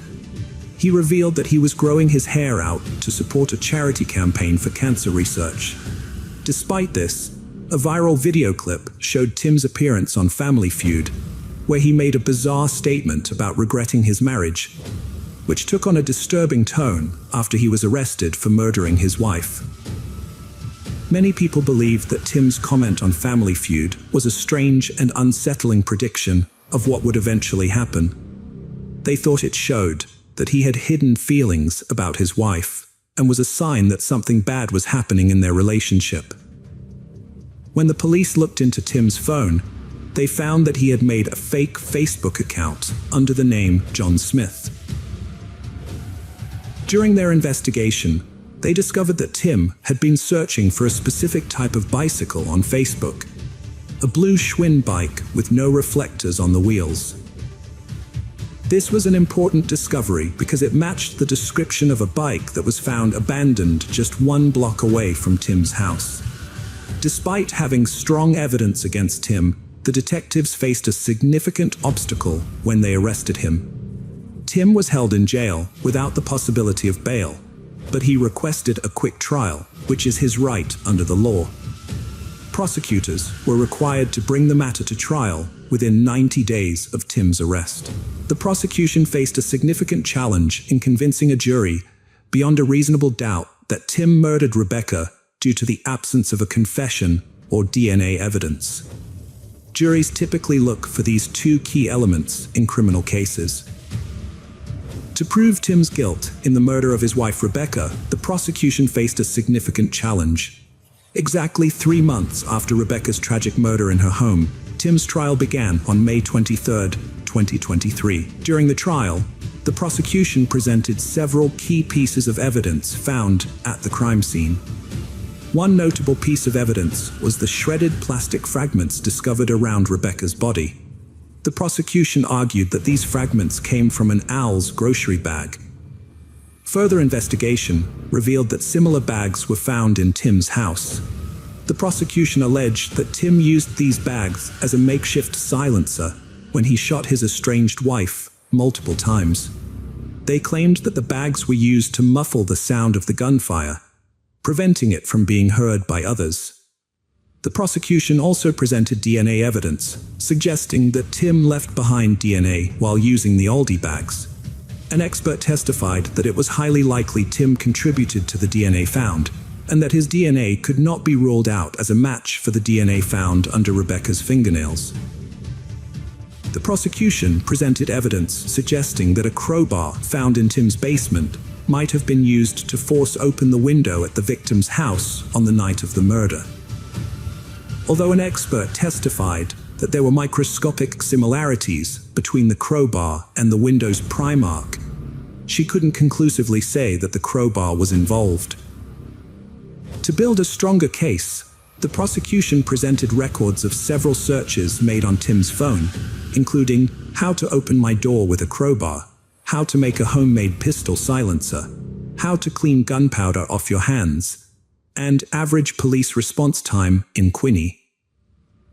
The prosecution's expert witness testified that she compared the shell casings found at the crime scene to those found at Tim's house during the investigation. Her analysis revealed that 27 of the casings from Tim's home were fired from the same 9mm weapon used to kill Rebecca. When investigators searched Tim's house, they didn't find Rebecca's 9mm gun, which he had refused to return to her. Tim claimed he hadn't seen the gun in months before Rebecca's murder. During the trial, The defense had the opportunity to call witnesses, but chose not to. After the 6-day trial, the jury took 4 hours to reach a guilty verdict, and Tim was sentenced to life in prison without parole. Despite claiming innocence and planning to appeal, Tim is behind bars, and Rebecca's family believes justice has been served. During the sentencing hearing, Rebecca's family read impact statements. One of her sisters addressed Tim, telling him how his actions affected his son's well-being. She stressed that his choices were causing his sons to suffer. Rebecca's sister vowed to keep her memory alive for her 3 sons. Welcome to our channel. Today we're going to take a look at another horrible case with you. The case of Dalia DiPolito. On a sunny afternoon in Palm Beach, Florida, a man named Muhammad visited the local police department with a shocking story. He claimed that a woman, whom he knew only as Delilah, had approached him with an unusual and disturbing request.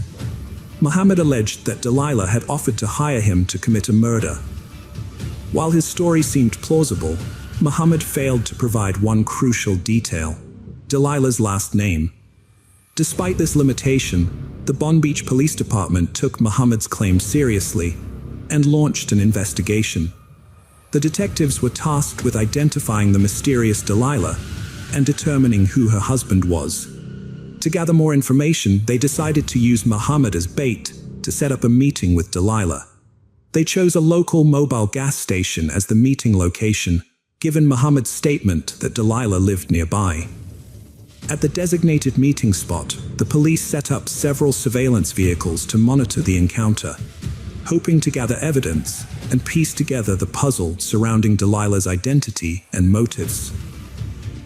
Before the woman arrived, the detectives briefed Muhammad on what to say to her. They secretly fitted him with a wire and recorder, allowing them to listen in on their conversation as it happened. As they continued to monitor the mobile gas station, the detectives focused on the interaction between Muhammad and a woman named Delilah. What surprised them was Delilah's appearance, which didn't fit the typical profile of someone who would want her husband killed. Delilah, an attractive woman wearing a skirt and tank top, got into the car with Muhammad. Muhammad, pretending to be hesitant, asked if it was worth having someone killed.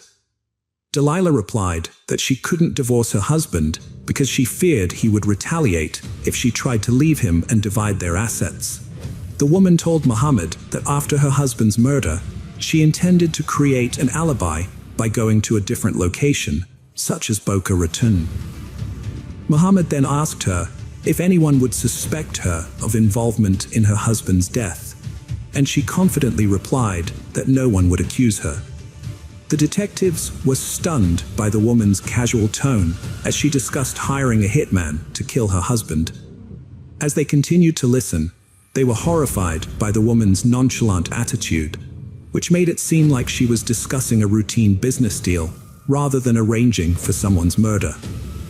At one point, she even showed Muhammad photos of her husband, which further revealed her callous disregard for human life. During the conversation, the woman made a stunning admission to Muhammad, revealing that she planned to pay a hitman to kill her husband. This confession was a crucial breakthrough for the detective, as it confirmed the woman's involvement in soliciting a murder. However, the detective knew that to build a stronger case, they needed to gather more evidence. The woman told Muhammad that she would withdraw $1,000 in cash and hand it over to the hitman later. After discussing the plan with Muhammad, the woman left the mobile gas station and drove home. The detectives followed her to gather information about her address. A records check revealed that the address belonged to Dalia Doe, not Delilah as they had initially thought. With this new information, the detectives ran a background check on the vehicle Dalia used to meet Muhammad at the gas station. This allowed them to obtain the registered owner's name, which was her husband, Mike Doe. To their friends, Mike and Dalia seemed like a loving and happy couple. The two had met when Mike was browsing the internet at work, looking for something to do when he was feeling bored. Mike found a website that offered escort services and decided to hire one. This decision would have a profound impact on his life. When the escort arrived, Mike was immediately drawn to her physical attractiveness.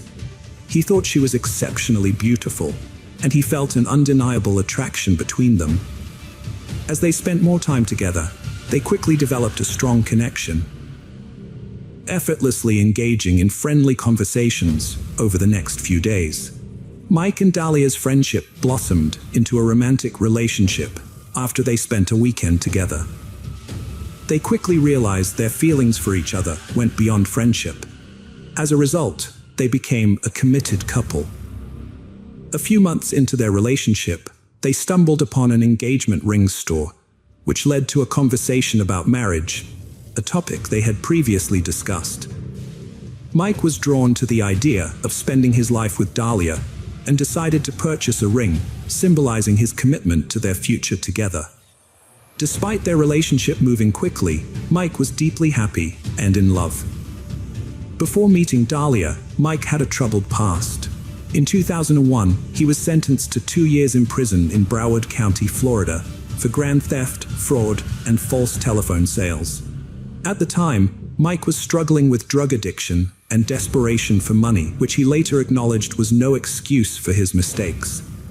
Mike served his 2-year sentence and was given 28 years of probation. The court granted Mike a lengthy probation period to give him time to pay back the significant amount of money he owed.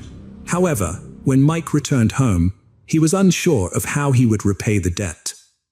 Determined to settle his debt, Mike found a job as a cook at a local restaurant, earning $350 weekly, which was insufficient to make a notable dent in the substantial amount he owed.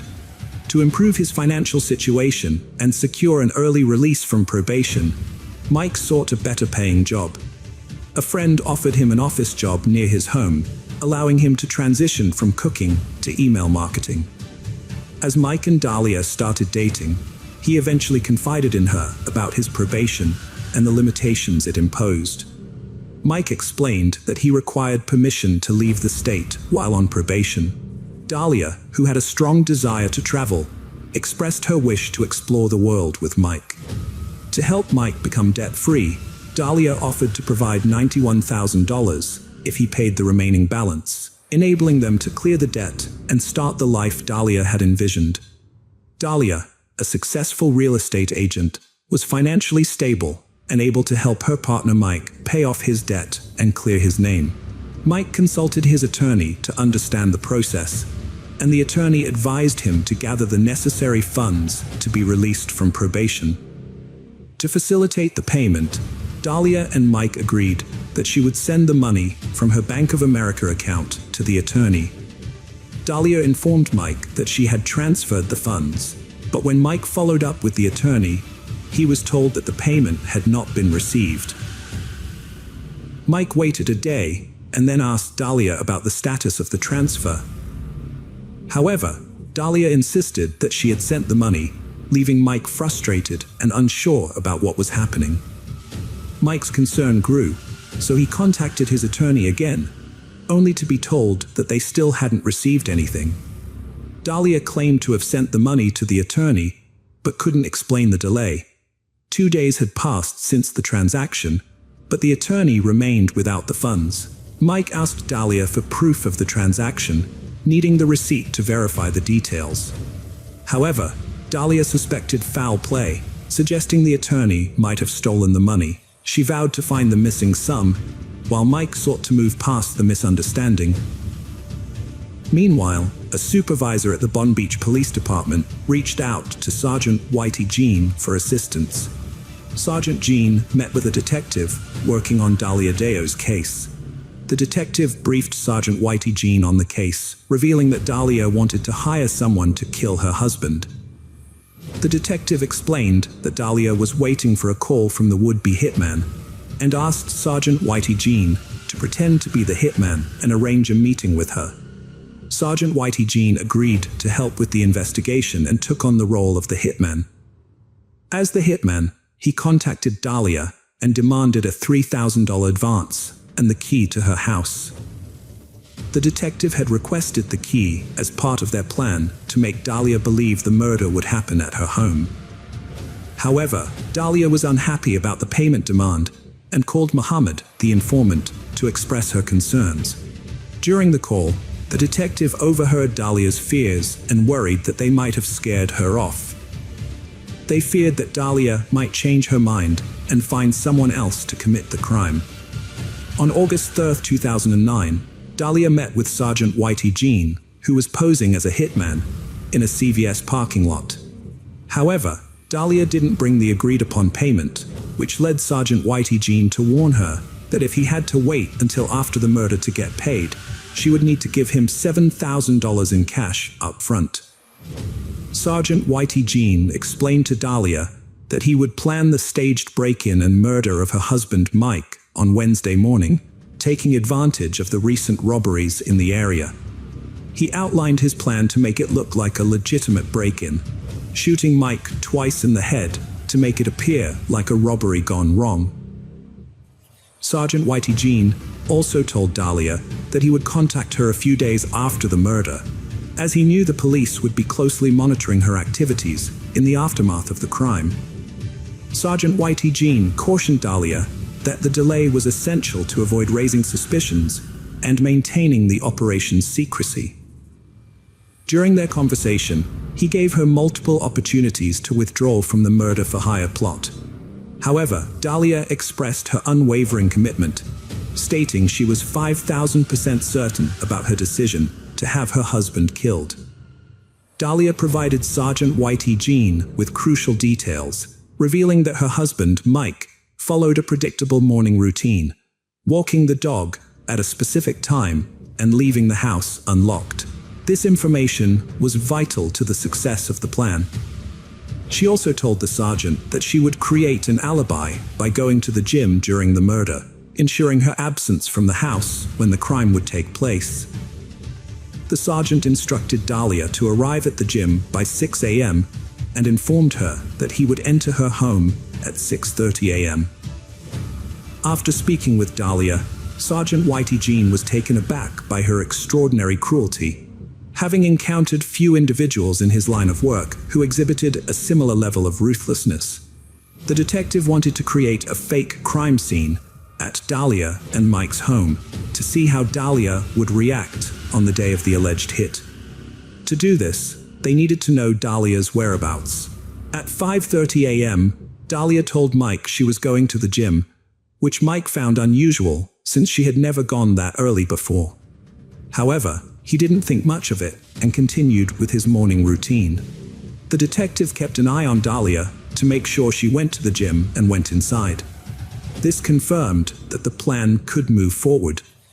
But before setting up the faked crime scene, the detective needed to fill Mike Dio in on what was happening. About 30 minutes after Dahlia left for the gym, loud banging noises were heard at Mike and Dahlia's house, prompting Mike to rush to the door. When he opened it, he was surprised to find several police officers standing there. Confused and worried, Mike asked them what was going on. The detective informed Mike that his wife, Dahlia, had tried to hire a hitman to kill him, but the hitman was actually an undercover cop. The entire situation was a setup to look like a murder-for-hire plot. Mike was in shock when the police told him that his wife had hired someone to kill him. The detectives took him to the police station, leaving his home to be staged as a crime scene with fake police tape and lights. The detectives then called Dahlia, telling her that they needed to question her about an incident involving her husband. When she arrived home, she found her house surrounded by police cars and crime scene tape. The detective told her that her husband had been murdered, and she broke down in tears. However, the detective noticed that Dahlia's reaction seemed unusual, as she didn't produce any tears. The detective began questioning Dahlia about suspects, trying to get her to confess to hiring the hitman. Dahlia claimed that her marriage was fine and that Mike's problems with probation and a stock fraud conviction might have led to his murder. Unbeknownst to her, Mike was watching from another room. The detective then revealed that they knew the truth behind the murder and brought in Sergeant Whitey Jean, who Dahlia claimed she didn't know. The detective arrested Dahlia for solicitation of murder revealing that the hitman was an undercover cop. Mike was given the chance to confront Dahlia, but she refused to admit her guilt. Dahlia's trial took place on April 26, 2011, where Mike testified against her for 3 days. Her defense argued that the entire plot was a publicity stunt for a reality TV show, but Mike denied any involvement. Mike denied any interest in reality TV shows and claimed he had no involvement in Dahlia's alleged plot to kill him. He also stated he had no knowledge of public relations. After the trial, the jury found Dahlia guilty of solicitation to commit first-degree murder with a firearm, and she was sentenced to 20 years in prison. Mike was relieved by the verdict, but also felt a sense of closure, knowing justice had been served. However, Dahlia's attorneys appealed the conviction, citing a juror's remark about Dahlia poisoning Mike's Starbucks drink, which was not presented as evidence during the trial. The appellate court reversed the conviction, and a second trial was held. Despite the state's confidence in their case, the jury reached a hung verdict, resulting in a mistrial. A third trial was held, and Dahlia was again found guilty, this time receiving a 16-year prison sentence. Dahlia's defense team continued to appeal her conviction, but the Florida Supreme Court and the U.S. Supreme Court declined to review her case. Her attorneys plan to file a motion with a federal judge to review the third trial for constitutional violations, which would be their last chance to secure a new trial. Despite her conviction, Dahlia has become a respected figure in prison, leading a Bible study group and earning praise from fellow inmates. She is separated from her young son, who lives with his grandmother, and deeply misses being with him. Hello friends, welcome to our channel. Today, we're going to take a look at another horrible case with you. The case of Laci Peterson. Laci Rocha was born on May 4, 1975, to Sharon and Dennis, but her parents divorced when she and her older brother Brent were still young. After the divorce, Laci's mother married Ron, a dairy farmer, who became a father figure to her and played a significant role in her upbringing. Laci was a cheerful and outgoing person with an infectious smile and bubbly nature. She loved talking to people and was always eager to engage in conversations, which made her a natural attention seeker. She thrived in social situations and was known for her ability to light up a room with her presence. Growing up on a dairy farm, Laci developed a strong connection with nature. She spent much of her childhood exploring the outdoors and enjoying the beauty that surrounded her. One of her favorite activities was gardening with her mother, which became a source of joy and fulfillment for both of them. Laci's love for gardening would later influence her interests and career choices as an adult. Laci was a cheerleader at Thomas Downey High School, which was a great fit for her outgoing and bubbly personality. She made a strong impression on her school and became the ideal cheerleader. After graduating, Laci attended California Polytechnic University, where she studied ornamental horticulture due to her interest in plants and wildlife. Laci frequently visited a friend who worked at a restaurant in Morro Bay. It was there that she met Scott Peterson, a co-worker of her friend. Laci was immediately attracted to Scott and was smitten. She took the initiative and gave Scott her phone number. Scott quickly reached out, and they surprisingly hit it off during their first conversation. Scott then asked Laci on their first date, a deep-sea fishing trip. However, things didn't go as planned for Laci, who ended up getting seasick. After a rocky start, Laci and Scott's relationship blossomed, and they eventually decided to live together. Before meeting Laci, Scott had aspirations to become a professional golfer, but as their relationship progressed, his focus shifted, and he chose to pursue a career in business instead. Laci graduated from Cal Poly in 1997, and Scott followed suit the next year. This milestone marked the beginning of a new era in their lives, full of promise and potential. On August 9, 1997, the couple tied the knot in Ayala Valley, San Luis Obispo County. The beautiful resort setting provided a stunning backdrop for their special day. Surrounded by friends and family, they celebrated their love and solidified their commitment to each other. After getting married, Lassie and Scott embarked on a new business venture, opening a sports bar called The Shack in San Luis Obispo, California. The Shack, owned by Lassie and Scott, started off slowly but eventually attracted a steady stream of customers, with weekends being particularly busy. After several successful years, the couple decided to sell the bar in 2000, seeking new opportunities despite its stable income. Following the sale, they moved to Lassie's hometown of Modesto, California, and purchased a 3-bedroom, 2-bathroom home in an upscale neighborhood in October 2000. Lassie took on a part-time job as a substitute teacher, while Scott worked for a European fertilizer company. Lassie devoted herself to supporting Scott, taking care of the home, cooking, and cleaning. She made sure their home was always warm and inviting. In 2002, the couple received exciting news. Lassie was pregnant, and they were expecting a baby. Lassie and Scott were expecting a baby boy, with a due date set for February 10, 2003. They had already chosen the name Connor for their unborn child. On December 24, 2002, Scott stated that he left their house at 9:30 a.m. to go fishing at the Berkeley Marina. Scott said he left Lassie at home on Christmas Eve morning with a busy day ahead of her. She was planning to watch a Martha Stewart show, clean the floor, bake Christmas cookies, and walk their dog, Mackenzie, at the park. However, one of their neighbors found Mackenzie wandering outside their home around 10:30 a.m. and returned the dog to their backyard. When Scott came home from fishing that afternoon, he said the house was empty, with Mackenzie in the yard, but no sign of Lassie. Her car was still parked in the driveway. Scott claimed he showered and washed his dirty fishing clothes as soon as he got home. After his shower, Scott realized Lassie was missing and became concerned. He called her mother and stepfather, Sharon and Ron, but they hadn't heard from her all day and were worried about her safety. As the day went on and Lassie remained missing, Scott and Sharon decided to report her disappearance to the police around 6 p.m. They stressed to the police how urgent it was to find Lassie, who was 7 months pregnant with their baby, Connor.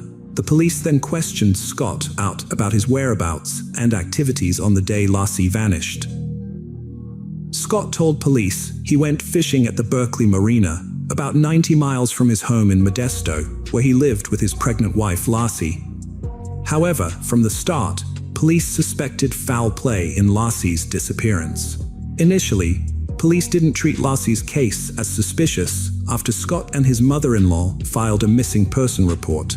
Lassie's family defended Scott, and the couple seemed perfect, making it hard to imagine Scott harming his wife. As the investigation continued, police grew suspicious of Scott. About a month after Lassie vanished, they made a stunning discovery. Scott had 2 secret affairs and a long-term relationship with Amber Fry, who contacted police on December 30, 2002, after learning Scott was a suspect in Lassie's disappearance. Amber said she met Scott on November 20, 2002, and thought he was single. 2 weeks before Lassie's disappearance, Scott told Amber that he was a widower and that the upcoming Christmas would be his first without his wife.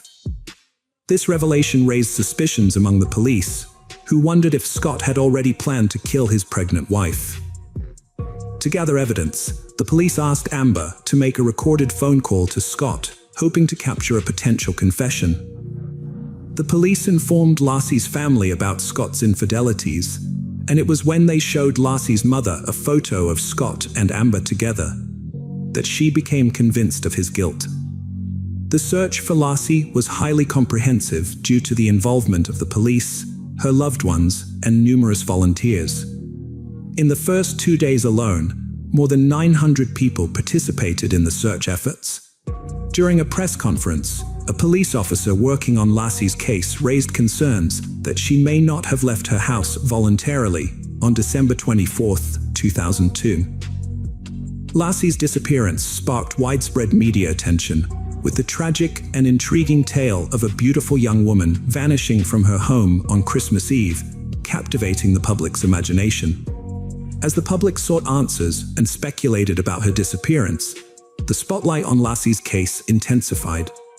When Lassie Peterson vanished on December 24, 2002, a $25,000 reward was initially offered for information leading to her safe return. As the investigation yielded no leads, the reward was increased to $500,000 to boost awareness and gather more information.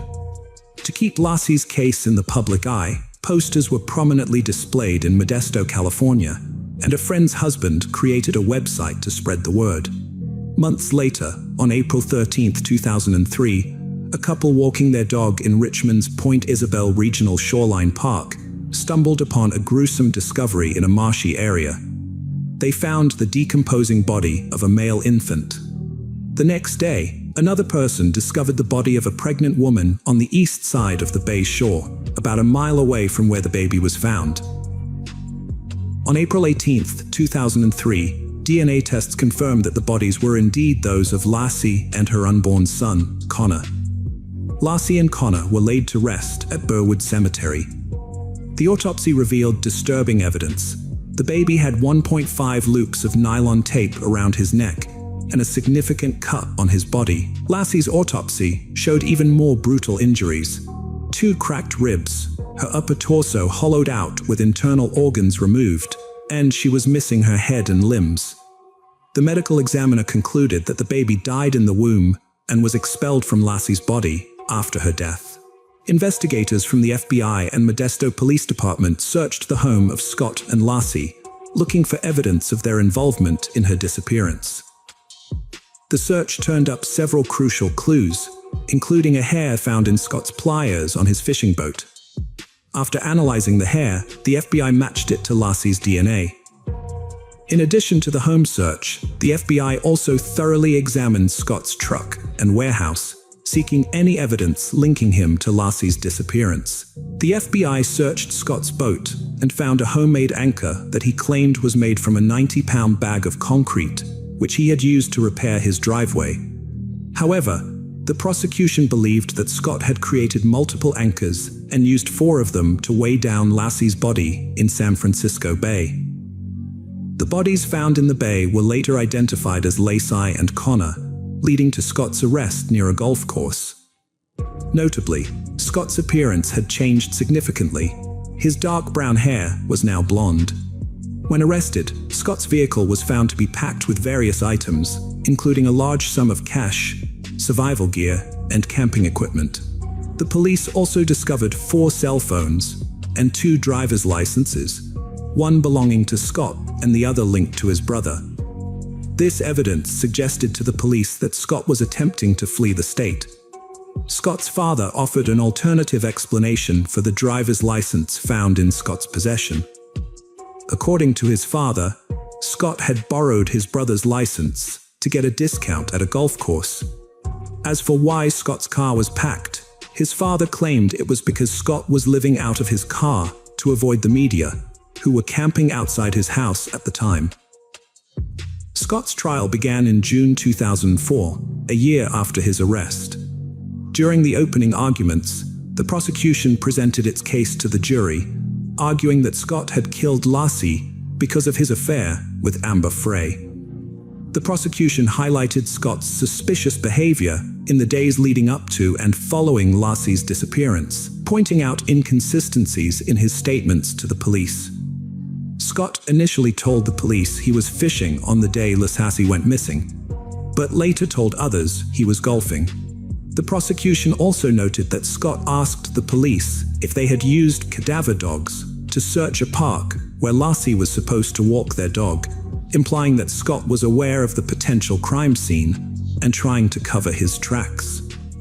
Scott's defense team presented a strong argument in court, highlighting that Scott's history of infidelity did not necessarily prove he was guilty of murdering his wife. They reasoned that Scott would not give up his life for someone he had only dated 4 times. The defense suggested that Lassie's hair might have been found in Scott's boat because she had visited the marina with him before. During the trial, 2 of Lassie's relatives testified that Scott showed no emotional response when his pregnant wife went missing. New evidence emerged when a realtor testified that Scott tried to sell their home in January, a month after Lassie's disappearance. Additionally, a salesman revealed that Scott traded in Lassie's car after she vanished. The prosecution viewed these events as incriminating evidence against Scott. Amber Fry, Scott's mistress, took the stand and shared details of their affair. The jury listened to secret recordings of Amber's phone calls with Scott, including one where he lied about being in Paris when he was actually attending a vigil for his missing wife. During the trial, a hydrologist and tide expert testified that it was possible for Lassie's body to have been dumped in the area where Scott claimed to be fishing on the day Lassie went missing. However, the defense team argued that there was a lack of credible evidence directly linking Scott to the crime. Their theory was that someone had kidnapped Lacey on Christmas Eve 2002, holding her captive until she gave birth to Connor, and then disposing of both bodies in the San Francisco Bay. The defense attorney emphasized that there was no concrete evidence to connect Scott directly to the crime, and that other suspects could have been responsible. A significant issue arose during the trial when a juror was removed and replaced with an alternate due to misconduct. The dismissed juror had conducted unauthorized research on the case, violating legal procedures. Additionally, the foreman of the jury asked to be removed, and it was determined that his removal was necessary to ensure a fair and just trial. On November 12, 2004, a California jury found Scott guilty of 2 murder counts: first-degree murder for killing his wife Lassie, and second-degree murder for killing their unborn son Connor. The charge of first-degree murder for Lassie's killing carried special circumstances because of the involvement of the fetus, making Scott eligible for the death penalty. After his conviction, the trial entered the penalty phase to determine his punishment. In this phase, the jury considered various factors, including Scott's prior criminal history, circumstances that aggravated the crime, and circumstances that mitigated it. The jury unanimously agreed that Scott should receive the death penalty. After reviewing the evidence, the judge upheld the jury's verdict. He concluded that Lassie's murder was cruel, uncaring, heartless, and callous, which led to Scott being sentenced to death. As is automatic in such cases, the sentence was appealed, and the California Supreme Court heard the case in June 2020. During the appeal, Scott's lawyers presented several arguments. They claimed that some potential jurors were unfairly dismissed, that 2 jurors were improperly allowed onto Scott's boat, and that the trial should have been moved to a different county due to biased questionnaire results, which showed that almost half of the potential jurors thought Scott was guilty before the trial even started. The state countered that there was no evidence to support the claim that any juror was unfairly dismissed, and that none of the 12 jurors who ultimately decided Scott's fate were biased. In August 2020, the United States Supreme Court upheld Scott's conviction, but overturned his death sentence. In 2004, a judge sentenced Scott to life in prison without parole, which led to his transfer from San Quentin State Prison to Mule Creek State Prison in Ione, California. Around the same time, on April 1, 2004, President George W. Bush signed the Unborn Victims of Violence Act, UVVA, into law. Lassie's mother and stepfather attended the signing ceremony. Lassie and Connor's law was designed to provide legal protection for unborn children in cases where their mothers were victims of violence. The legislation recognizes the unborn child as a separate legal entity from their mother, making it a crime to harm or kill the unborn child during an attack on a pregnant woman. The law acknowledges that an unborn child is a victim of violence and deserves the same rights and protections as any other human being. Hello friends. Welcome to our channel. Today we're going to take a look at another horrible case with you. The case of Sierra Jugan. Sierra Jugan was a bright and cheerful young woman who spread joy and laughter wherever she went. Her adventurous nature and ability to find humor in any situation made her a delight to be around, even when she made mistakes. As she entered high school, Sierra's confidence and enthusiasm only grew. She fearlessly tried out new experiences, including volleyball, and showed remarkable poise both on and off the court. After returning from a family vacation on July 19, 2016, Sierra was excited to start the new semester at the University of Toledo, where she had plans to study abroad. She had recently bought a new bike and was eager to take it for a spin. Her mom wanted to discuss her study abroad plans with her, but Sierra decided to visit her boyfriend Josh's house, which was 7.12 miles away beforehand. Sierra left her house in high spirits, wearing shorts and a tank top, and promised her mom she would be back by 10:05 p.m. However, when Josh tried to reach her later, her phone went straight to voicemail. Alarmed, Josh called Sierra's mom, who immediately sensed that something was wrong. Sierra's family, including her aunt and Josh, mounted a search effort to locate her after she went missing. They thoroughly searched the neighborhood, suspecting she might have been involved in an accident. Despite their efforts, they didn't find any clues or signs of Sierra's whereabouts. As time passed, Sierra's family became increasingly worried. Her mom eventually contacted the police, who arrived about an hour later. A concerned neighbor informed the family that County Road 6 was blocked off, and they rushed to the scene. There, they found a chaotic atmosphere and officers who wouldn't allow them to pass. The officers weren't able to provide any information, leaving Sierra's family in a state of panic. In desperation, they decided to seek help from the FBI. As the night wore on, Sierra's family was left to wonder what had happened to their daughter, unable to rest due to their growing concern. The next day, Sierra's mom and aunt started searching for her by calling hospitals, looking for any unidentified females. Although they didn't find anything, they got a promising lead from Detroit, Michigan. A young woman who looked a lot like Sierra was in the hospital after escaping from a moving vehicle with serious injuries. To confirm her identity, a nurse asked Sierra's family to describe any distinctive marks on her body. Sierra's mom mentioned a scar on her calf and her pierced belly button. The woman in the hospital seemed to match Sierra's description, giving the family hope that they had finally found her. However, their hopes were soon dashed when they discovered that the woman in the hospital was not Sierra after all. The family was devastated to learn that the person found wasn't Sierra, as they had pinned their hopes on it being her. Later that morning, police officers came to Sierra's house to update them on the previous night's events. One of the officers had discovered a disturbed cornfield near the area while parking his car. He noticed signs of a struggle inside the cornfield and found a motorcycle track. To avoid contaminating potential evidence, he retreated without touching anything. As he retreated, he caught a glimpse of something shiny that turned out to be Sierra's purple bike. Further investigation revealed several items at the scene, including male and female sunglasses, a bloody sock, and a screwdriver. Based on these findings, the police believed that Sierra had likely been abducted from that location.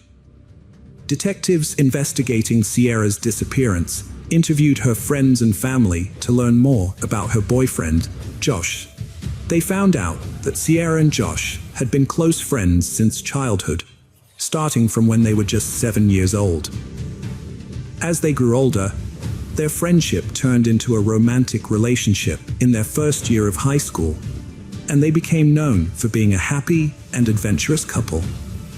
Skiing was one of their shared hobbies, and they would often go skiing together.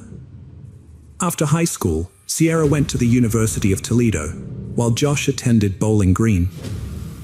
Despite the physical distance between them, they remained committed to each other and would often talk about getting married someday. However, Sierra wanted to focus on her education before settling down, showing how dedicated she was to her studies. Despite the challenges of being apart, their relationship remained strong and serious. On July 19th, detectives learned that Sierra had visited Josh's house in the early afternoon. She left his house around 6:30 p.m. to return home, and Josh, concerned for her safety, accompanied her on his motorcycle for part of the way. However, after a few miles, Sierra insisted that Josh turn around and let her ride her bike the rest of the way home alone. Josh reluctantly agreed, and they parted ways. Josh headed back on his motorcycle, while Sierra continued riding her bike. During the investigation into Sierra's disappearance, detectives found motorcycle tracks in the cornstalks near Sierra's bike. This discovery raised a key question. Did these tracks come from Josh's motorcycle? The detectives couldn't ignore this potential connection and began investigating further to see if they could link Josh to the scene of Sierra's disappearance. They set up a command post to gather and analyze any relevant clues. A promising lead emerged quickly. A local resident came forward, saying he had found a motorcycle helmet on the side of the road on July 14th while driving. He picked it up and stored it in his truck. After learning about Sierra's disappearance, he examined the helmet more closely and discovered red stains that appeared to be blood. The helmet was found in the same general area where Sierra's bike was discovered in the cornfield. The detectives asked Josh about his motorcycle helmet, and to their relief, he produced it, confirming he had it with him. They also verified his alibi by speaking with his parents, like ruling him out as a suspect. Although visibly shaken, Sierra's family never considered Josh responsible for her disappearance. The detectives were determined to identify the owner of the blood-stained helmet, recognizing the significance of DNA evidence. They sent the helmet to the crime lab for testing, anticipating a potential breakthrough. The detectives waited patiently for the results, hoping it would lead them closer to solving the case. The news of Sierra's disappearance spread quickly throughout the town, prompting the community to come together to search for her. Citizens joined forces, organizing search parties that scoured every possible area, searching for any clue that could lead to her whereabouts. As the townspeople worked tirelessly to bring Sierra home safely, they felt a strong sense of unity. To show their support, the community organized a candlelight vigil at the local high school. The atmosphere was emotional, filled with grief, hope, and determination. Hundreds of people gathered, holding candles and sending their thoughts and prayers for Sierra's safe return. After 2 days of investigation, the police received a tip about a suspicious van seen speeding through the area.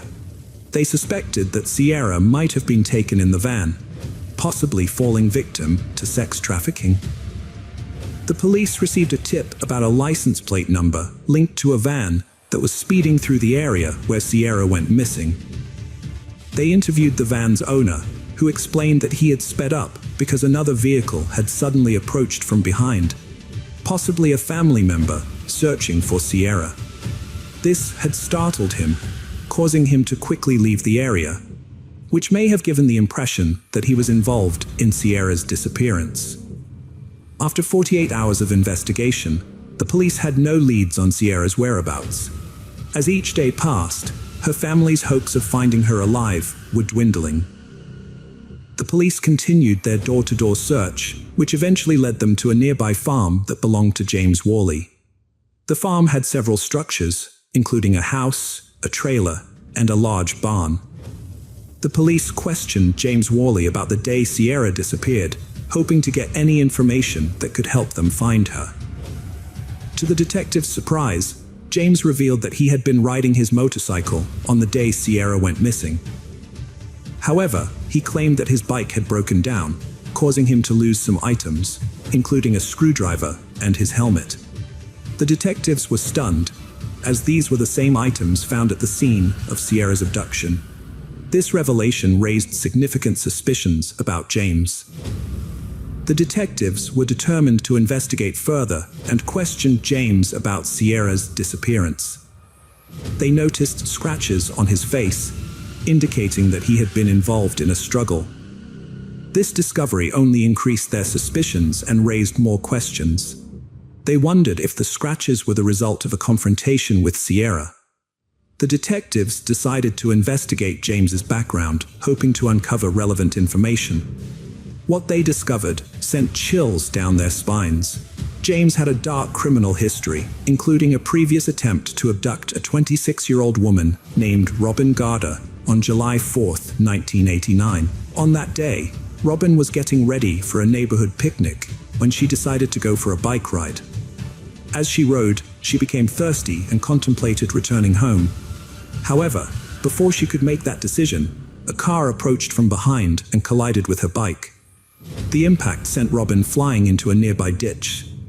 The driver, who later turned out to be James, approached Robin and asked if she was okay. However, he soon revealed sinister intentions, striking her in the back of the head and threatening her life with a screwdriver.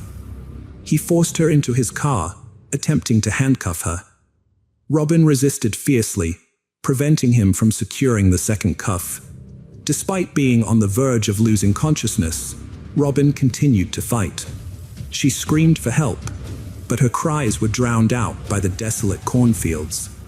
Just as she was about to give up, she heard a motorcycle approaching. The rider noticed her distress and stopped to help. Robin escaped by climbing onto the back of the motorcycle, leaving her captor behind. The motorcyclist drove Robin home, where she collapsed. Her mother called the police and an ambulance, and Robin was rushed to the hospital. The motorcyclist then led the police back to the scene, where they found James still present with his car. James cooperated fully, providing identification, but his account of the events differed significantly from the truth. He denied any intention of abducting Robin, but the detectives were not convinced. James Worley claimed that he had to restrain Robin with handcuffs after a bike accident to prevent her from harming herself, not to harm her. He said he was concerned about her well-being and wanted to get her help. However, James had a dark past. In 1989, he was arrested for trying to kidnap Robin and was found guilty, receiving a 6 to 10-year sentence. Due to good behavior, he was released after 3 years. When Robin learned of his release, she was terrified, fearing he might harm her again. The police had reason to suspect James in Sierra's disappearance, given his criminal history. They obtained a search warrant for his residence, which he shared with his mother. Initially, nothing seemed out of the ordinary, but upon inspecting his expansive backyard, they found a suspicious barn. Inside the barn, they discovered a small green crate containing labeled and sealed bags of women's clothing, including a pair of bloody purple panties.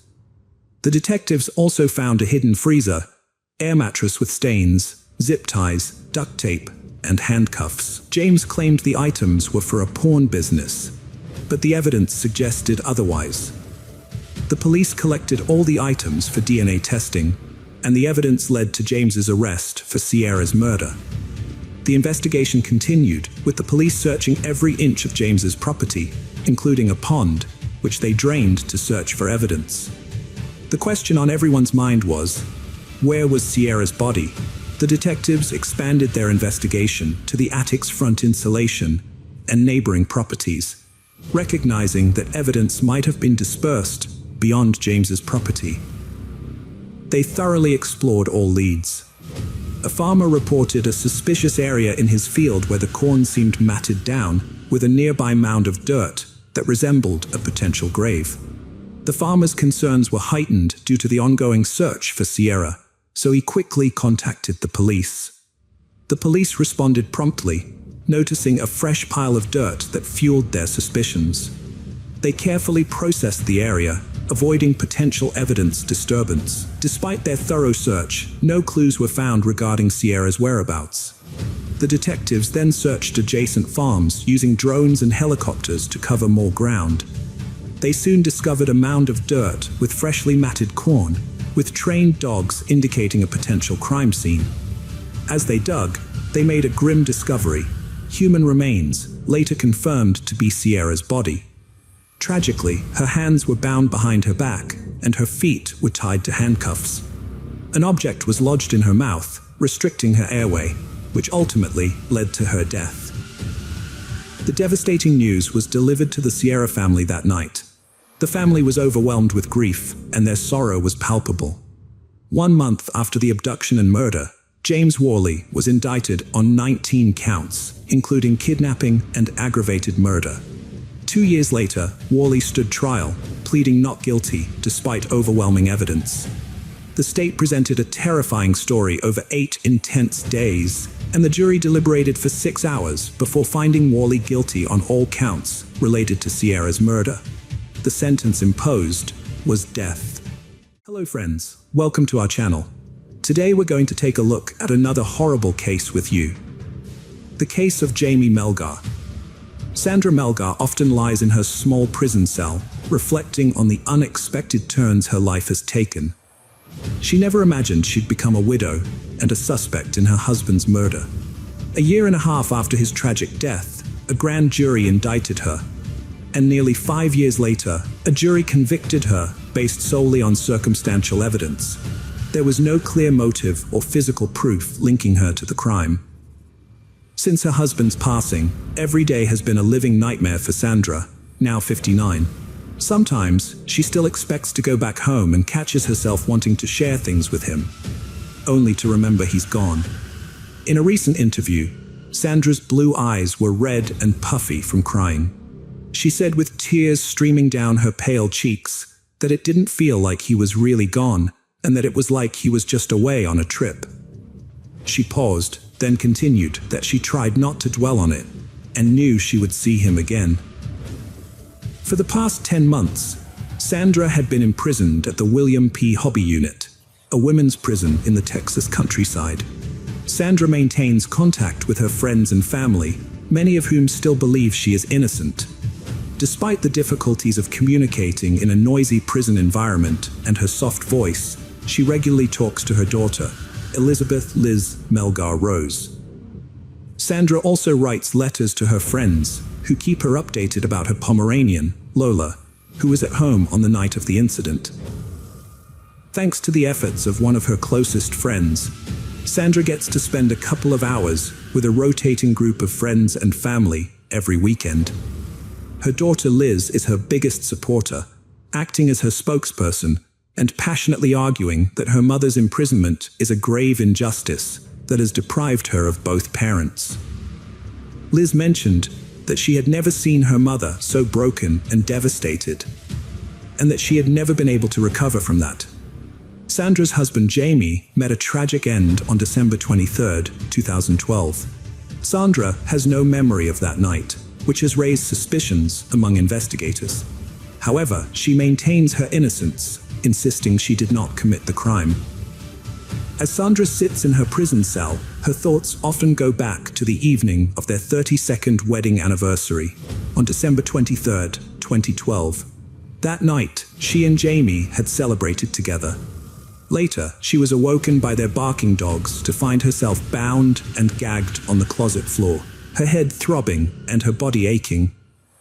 Sandra tried to stretch her legs and peek through the gap under the closet door, but her bindings and 2 hip replacements limited her movement. Even if she could free herself, a chair blocked the door handle, preventing her escape. In the same closet, she would later discover her husband Jamie, lying lifeless with 31 stab wounds to his hands and chest. The white walls were now stained with blood, and a grey telephone cord was used to bind Jamie's feet. A medical examiner later determined that all of Jamie's injuries were defensive wounds, indicating that he had fought back against his attacker instead of trying to escape. One particularly vicious blow had nearly severed his right thumb, which likely contributed to the extensive blood splatters found in the closet and bedroom. The bedroom was in disarray, with dresser drawers open and clothes, books, and pill bottles scattered all over the floor. Sandra's purse and wallet had been rummaged through, and their contents were strewn across the blood-stained white comforter on the bed. A small white medical stool at the foot of the bed had blood stains on it, suggesting that it had been used as a makeshift surface for a knife during the attack. Nearby, a wooden chair had blood dripping down its back. The jacuzzi bathtub, where Sandra and Jamie had celebrated their 32nd wedding anniversary just the night before, told a tragic story. A blood-stained white blouse, a green towel, and a silver chef knife with a 6-inch blade covered in blood droplets in every crevice were found in the bathtub, revealing the chilling details of the events that had unfolded. Police identified a knife as the murder weapon, a stark contrast to the joyful evening that had preceded it. Earlier that night, Sandra and Jamie had celebrated their 32nd wedding anniversary with dinner at their favorite Mexican restaurant, planning to continue the celebration in their jacuzzi with candles, cocktails, strawberries, and whipped cream. After more than 3 decades together, Jaime and Sandra remained deeply in love, as Sandra would later tell the authorities. They had met in their senior year at Lamar High School, where Jamie was immediately smitten with the 17-year-old Sandra, who had blue eyes and blonde hair. Sandra was drawn to his sense of humor, intelligence, and kind nature, while Jamie admired her intelligence, down-to-earth personality, and humility. Before long, they became extremely close, and 2 years after graduating from high school, they got married in a simple ceremony at a courthouse in downtown Houston. On their anniversary, Sandra and Jamie relaxed in their jacuzzi, reflecting on their past and future. They dreamed of traveling, visiting the Grand Canyon, Ireland, and seeing the Northern Lights. With Jamie's retirement from the Houston Independent School District approaching, they envisioned a beachfront property to settle down after their adventures. Sandra and her husband Jamie spent a romantic evening together, giving each other massages and relaxing in the jacuzzi. However, their peaceful night was interrupted by their dogs barking. Jamie got out of the bathroom to take care of the dogs, and that was the last time Sandra saw him alive. Meanwhile, Jamie's brother Herman was waiting outside the house, wondering why no one was answering the door. Herman and his family had been invited over for dinner, but Jamie and Sandra weren't responding to calls or the doorbell. Herman found it strange, especially since Jamie's truck was still in the driveway and Sandra's car was parked in the open garage. Herman told his family to wait by the front door while he went to the backyard to take a look. He noticed a plastic tarp hanging from the pergola on the back porch, which was evidence of Jamie's recent DIY project. Herman then went back to the front yard and decided to check the laundry room door inside the garage. If it was locked, he thought they would leave, but to his surprise, the door was unlocked. He entered the house, finding it dimly lit, gray and stuffy, with all the blinds closed. As he opened the front door, the dogs started barking and jumping around, creating an unsettling atmosphere. That was when they heard muffled screams. Herman rushed to the back of the house and found a large chair blocking the closet door in the bathroom. Inside, he found Sandra lying on the floor in a black satin nightgown, screaming for help. Herman and his wife Maria worked to free Sandra from the tight restraints that bound her arms and legs. To help, Herman got a pair of scissors from the bathroom. Meanwhile, Sandra repeatedly asked, "Where's Jamie?" She had visible bruises on her arms, including a dark one on her left bicep. After Herman and Maria finally freed her, Sandra rushed into the bedroom and found Jamie's lifeless body hidden in the closet, his feet sticking out. Despite it being clear that he was dead, given his cold, pale, and naked body, she still checked for a pulse. Sandra put a blue jacket on her injured husband Jamie, and with Maria's help, got him back to the bathroom. When the paramedics arrived, Sandra was extremely distraught, making it hard for her to talk to the first paramedic, Stephanie Roberts. According to Roberts' report, Sandra was in shock, crying periodically, and had lost track of time. Her last clear memory was around 1 a.m., and she was unaware that 15 hours had passed. The police noticed bruises on Sandra's hands and arms, as well as a small scratch on her left thumb, but no visible blood. Sandra told the police that after Jamie let the dogs in, she got out of the bathtub and went to her closet to get dressed. Then, she claimed to have no memory until she woke up in the closet at an unknown time, eventually screaming for help, but possibly falling back asleep due to a seizure. Sandra had several serious medical conditions, including lupus, rheumatoid arthritis, and grand mal seizures, which had forced her to resign from her job as a licensed vocational nurse. In the weeks leading up to Jamie's murder, Sandra experienced warning signs of an impending seizure, known as auras. After a seizure, she would sleep for hours, then wake up feeling disoriented, confused, and in pain. During the investigation, Sandra was questioned by Sheriff Sergeants Shakazol and James Duay at the Harris County Sheriff's Office. Sandra felt uncomfortable in the cold interrogation room and asked to take a polygraph test, despite feeling cold and shaky. The 3-hour interrogation focused on the 36 hours leading up to Jamie's death. Sandra spoke softly and complained of having a headache. She recalled specific details about her activities, such as removing her boots in the bedroom and their conversation in the jacuzzi. However, she struggled to remember other details, and her memory was unclear.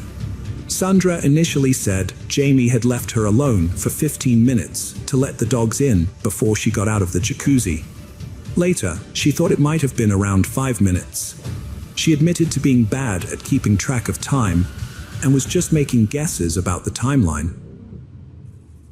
When asked about their future plans, Sandra became overwhelmed and burst into tears. Kazal suggested that Sandra might have been involved in Jamie's death, which prompted Sandra to ask for a lawyer, saying she wasn't going to answer any more questions because she felt confused. Duay asked Sandra if she would take a polygraph test, but she refused, citing concerns about her nervousness, physical symptoms, and the potential for the results to be used against her. She wanted to consult with a lawyer first. Duay seemed frustrated by her refusal, implying that it suggested she had something to hide. He warned Sandra that the investigation would be thorough and that they would gather information about her husband, and their relationships with neighbors and family members. Sandra hoped the investigation would focus on someone else, insisting she wasn't involved in Jamie's murder. When asked about her relationship with her husband, she described it as great, even better lately. As the interrogation neared its end, the detectives grew frustrated with Sandra's claims of having no memory of the events. They pressed her, wondering how she could have been unaware of her husband being brutally stabbed in the bedroom just a few feet away, and why she hadn't heard his screams. Detective Kazal implored her to help, but Sandra repeatedly denied having heard anything, covering her face with her hands. Kazal and Duay left the cold, confined room, leaving Sandra crying with her face in her hands. Later, Kazal contacted the Harris County District Attorney's Office to file murder charges against Sandra. However, the DA's office ultimately decided not to pursue those charges due to a lack of evidence. 2 days after the murder, Liz met with Kazal and Duay, telling them that various items were missing from the house, including a TV and medication. She also shared information about her mother's health issues and seizures. Unfortunately, this meeting didn't lead to any significant breakthroughs in the case. Liz continued to call the authorities, asking about the progress of the investigation, but eventually, they stopped responding to her calls. A year and a half later, Sandra was quietly indicted for Jamie's murder by a grand jury. However, the grand jury proceedings were kept secret, leaving the public unaware of the discussions and evidence presented. Sandra's case moved slowly, passing from one prosecutor to another over the next 3 years. Finally, it landed on Colleen Barnett's desk in May 2017. Barnett was a seasoned prosecutor, with a reputation for being diligent and fair. Despite the challenges in the case, including no apparent motive, no confession, and no direct evidence linking Sandra to the crime, Barnett believed in the case. During the 13-day trial, Barnett portrayed Sandra as a calculating murderer who had planned Jamie's death. She claimed that Sandra had tied Jamie's feet with a gray telephone cord and then stabbed him with a knife. Barnett also highlighted the presence of a bag of sex toys found on the bed, which Sandra later claimed was a gag gift from a friend. Although Barnett couldn't pinpoint a motive for Sandra's actions, she presented various theories, including Jamie's life insurance policy and Sandra's supposed desire to end their marriage. Sandra's attorney, George Sechrist, presented a different perspective on the case, arguing that Sandra was a victim of investigators who had prematurely settled on a theory. He claimed that the lack of physical evidence connecting Sandra to the crime, including the absence of her blood at the scene and cuts on her hands, suggested that she was not involved. Instead, Sechrist proposed that Sandra had fallen prey to a home invasion, suffered a head injury, and was bound in her closet while intruders killed her husband. Prosecutor Barnett countered with expert testimony from Celestina Rossi, a blood spatter analyst and crime scene reconstructionist. Rossi testified that the crime scene did not match a home invasion scenario, citing the lack of forced entry, undisturbed dresser drawers, and a lit candle on Jamie's nightstand, indicating no struggle near the closet where Jamie was killed. The majority of the blood was confined to the closet, with spatter on a chair, medical stool, and comforter, which Rossi attributed to the injury to Jamie's artery. Rossi concurred with the medical examiner's report that Jamie's wounds were defensive and noted his loaded handgun near his body in the closet, untouched. This evidence, Rossi suggested, pointed to Sandra's guilt. The jury deliberated for 8 hours over several days before finding Sandra guilty of murder, sentencing her to 27 years in prison. The jury foreman later explained that they did not believe Sandra was a threat to society and wanted to give her a chance to see her grandchildren. When the verdict was read, Sandra let out a shriek and nearly collapsed into her seat. The courtroom, filled with supporters who believed in her innocence, was left in stunned disbelief. As Sandra was escorted out of the courtroom, she paused to embrace her daughter Liz one last time. Liz was devastated, feeling that the justice system had failed her family, taking away both her parents. Sandra's supporters were outraged at Barnett, accusing her of manipulating Sandra's words, exploiting her religious beliefs, and fabricating a false narrative that led to her imprisonment. In contrast, the jury foreman stood by the verdict, believing Barnett's version of events was the most plausible. He found Sandra's story inconsistent, citing her changing account of their return home and the time Jamie spent in the jacuzzi before she retreated to her closet. He also questioned the authenticity of her seizure that night, referencing her medical records, which indicated stable seizures, and her visit to the neurologist after the murder, during which she made no mention of the alleged seizure. The foreman stated that the more he listened to Sandra's statements, the more he realized they didn't make sense.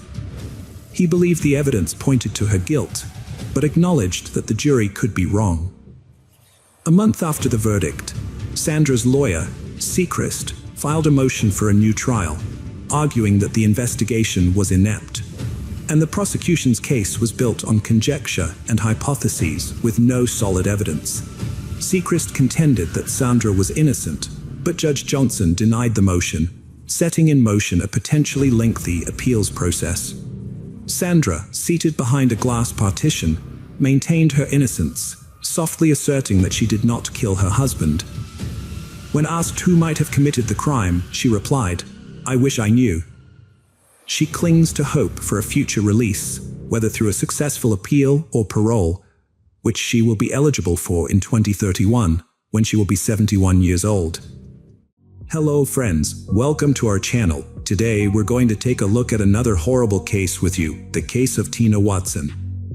Tina Watson was born in West Germany on February 13, 1977. She was adopted by Tommy and Cindy Thomas on January 24, 1980. Tina met her future husband, Gabe Watson, while attending the University of Alabama in Birmingham, and they started dating in January 2001. Tina was diagnosed with a heart condition called paroxysmal supraventricular tachycardia, PSVT. Despite this, she took diving lessons in January 2003 and earned her certification before marrying Gabe on October 11, 2003. At the time of their wedding, Gabe was a qualified rescue diver with 55 dives under his belt, while Tina had only dived 5 times. As Tina and Gabe's wedding day approached, Tina's anxiety grew. At 26 years old, she had already experienced 2 failed relationships and was now attempting marriage for the second time. Her first relationship with Scott McCulloch ended due to her mother's disapproval. Although her mother didn't have specific reasons, she wanted a better life for Tina and felt she was rushing into marriage. Tina and Scott eventually parted ways. Her second relationship with Stan Marks also failed, but this time, her parents weren't involved. They simply couldn't overcome their differences and mutually decided to end the relationship. It wasn't until Christmas Eve, at a party with friends, that Tina met Gabe Watson. Their relationship wasn't sparked by love at first sight, but rather by mutual support after recent breakups. 2 years into their relationship, Gabe proposed to Tina. Having learned from past experiences, Tina agreed, but only if she had her parents' blessing. In 2003, Gabe decided to ask Tina's parents for their blessing in a romantic gesture, choosing Valentine's Day. However, since Tina's father was away, the dinner was rescheduled for February 15th. During the dinner, Gabe announced his decision to spend the rest of his life with Tina. Tina's father, Tommy, responded with a straightforward question, "Do you love Tina?" However, instead of answering, Watson stuttered and remained silent. His father dismissed this reaction as mere awkwardness. Tommy then posed the same question to Tina, but she also avoided a direct answer. Instead, she expressed her fear of being alone at 26 years old. After considering their responses, Tommy gave his blessing to the young couple. The wedding preparations were well underway, with Tina preoccupied with her attire, guest list, and other details. Meanwhile, Watson was solely focused on planning their honeymoon. He had already decided on a trip to the Great Barrier Reef in the Pacific Ocean near Australia, where he intended to go diving. There isn't any consulting Tina about her preferences. To explore the sunken ship, Townsville Titanic, which sank in 1911, Gabe wanted Tina to learn scuba diving. However, Tina wasn't interested in diving, unlike Gabe, who was an experienced scuba diver with 55 dives under his belt. He had even completed a rescue diving course. Gabe would occasionally take Tina scuba diving in a pool with calm water and lifeguard supervision, but that was the extent of her experience. Gabe gave Tina an ultimatum: if she didn't learn to dive by their honeymoon, she would have to stay home while he went on his adventures.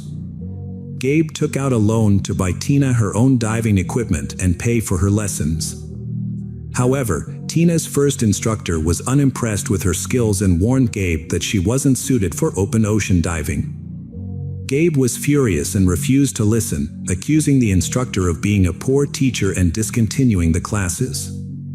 The second instructor promptly gave Tina a passing grade, but also made a comment that she only made an effort to impress her future husband. Tina and Gabe got married on October 11th, and 2 days later, they embarked on a trip to Australia, which was funded by their wedding gifts totaling $10,000. During their honeymoon, Gabe dedicated some time to making Tina happy. They explored Sydney, visited the Sydney Aquarium, and went to the zoo.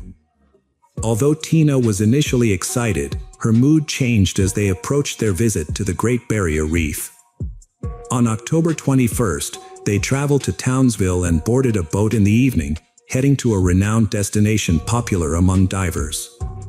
However, employees at the diving company later reported that Tina and Gabe appeared inexperienced with diving equipment.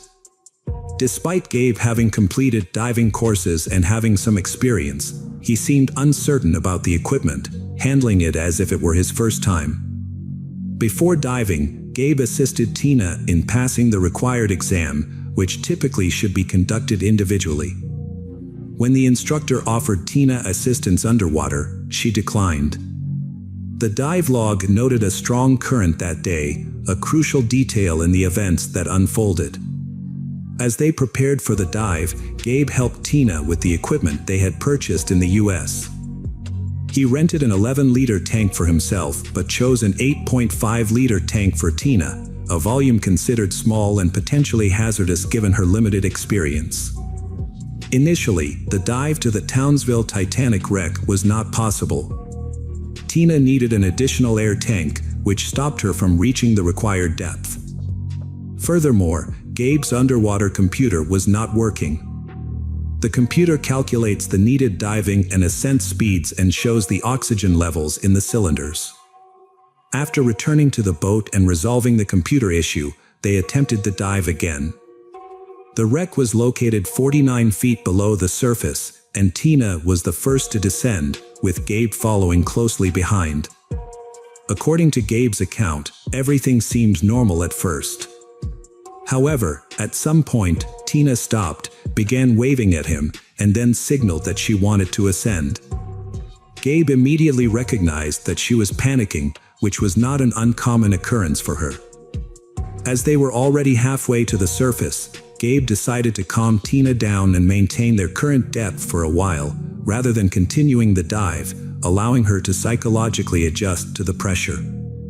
Gabe said that Tina had been breathing deeply, which had not been safe, and Gabe had seen that Tina was starting to sink.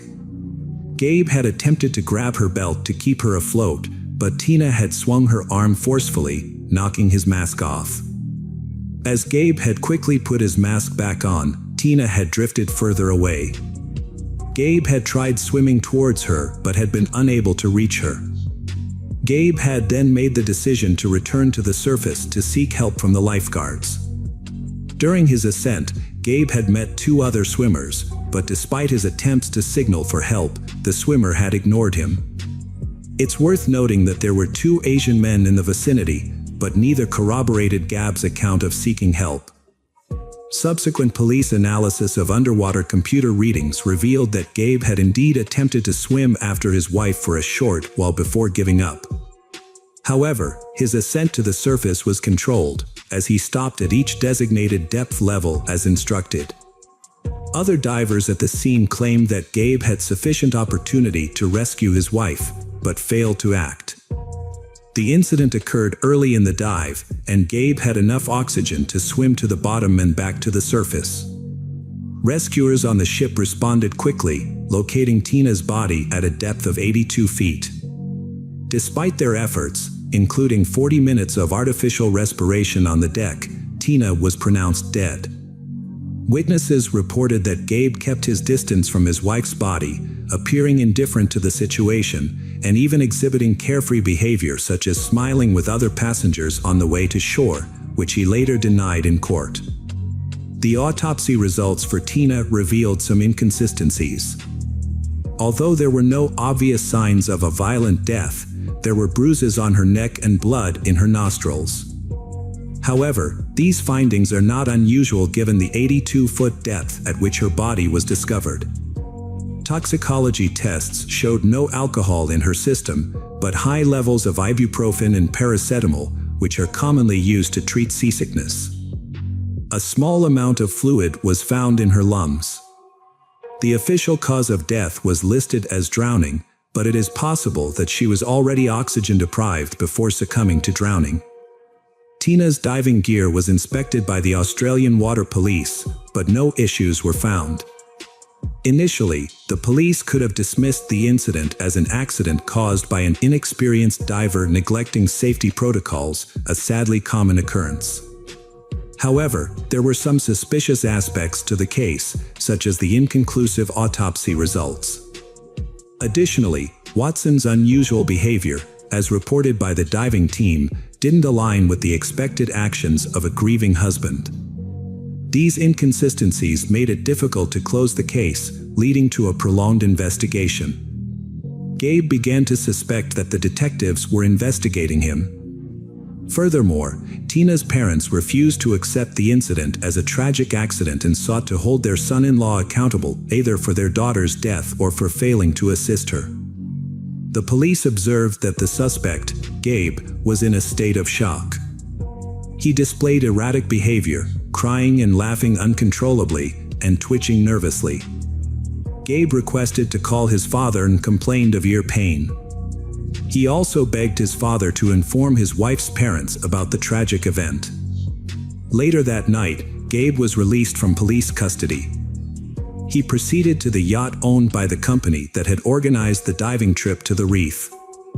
Gabe asked the company for a place to stay for the night, citing that the trip was initially supposed to last 2 days but was cut short due to his wife's death. He also requested a partial refund for the dive, as he never got to see the sunken ship. On October 24th, Gabe's mother arrived in Townsville to support her son and help him find a lawyer. At Gabe's request, they visited the morgue, where he wanted to see his wife one last time. Although Gabe was still considered a suspect, his actions were those of a grieving husband.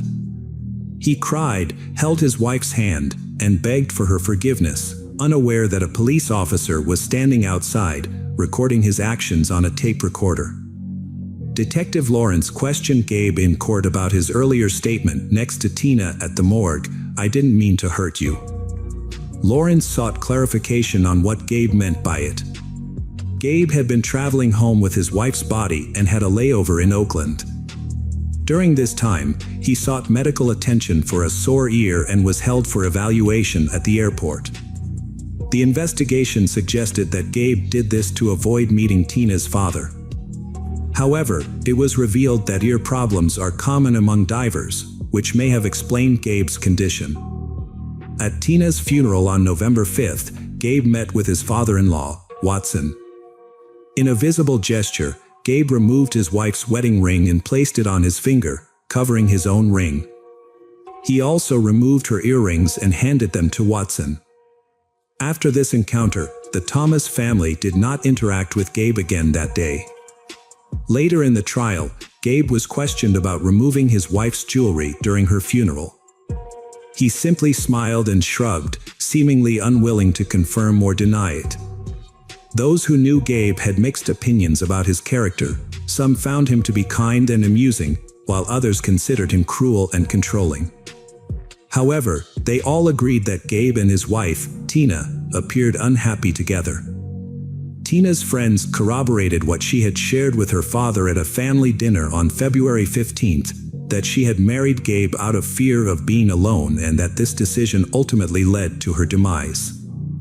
Furthermore, one of Tina's friends revealed that Tina had confided in her about being taken to an insurance company by Gabe, where she was forced to purchase a life insurance policy at an inflated rate, naming Gabe as the beneficiary. This account was verified by the insurance agent, who confirmed the details. The cab driver who drove Gabe and Tina to their yacht also testified that Tina had cried throughout the ride, while Gabe ignored her. Another friend of Tina's, Amanda Phillips, came forward with a disturbing story that shed more light on the true nature of Gabe and Tina's relationship. It was revealed that Gabe had secretly recorded Tina using the bathroom, edited the footage, and incorporated it into a Christmas celebration video. That would have been acceptable, but he chose to do it in front of a full house of guests during a general viewing. As everyone tried to explain to him that his actions were in poor taste, he laughed loudly while they gestured in frustration, tapping their fingers against their temples. Although removing jewelry during a funeral may seem like a shocking and condemnatory act by Gabe, a more disturbing incident occurred in 2008. During the trial, the jury was shown footage of Watson visiting Tina's grave, taking all the flowers, and carrying them away. The flowers were later found in a nearby trash can. Tina's father had noticed the missing flowers and set up a hidden camera among the monuments to catch the thief. However, he was shocked to see Gabe on the tape and was outraged by his actions. In court, Gabe claimed that he and his wife had discussed their own death on an extreme honeymoon and that she had requested no flowers on her grave. This excuse sounded strange and unlikely. Gabe claimed that Tina drowned while he attempted to put a mask on her face underwater.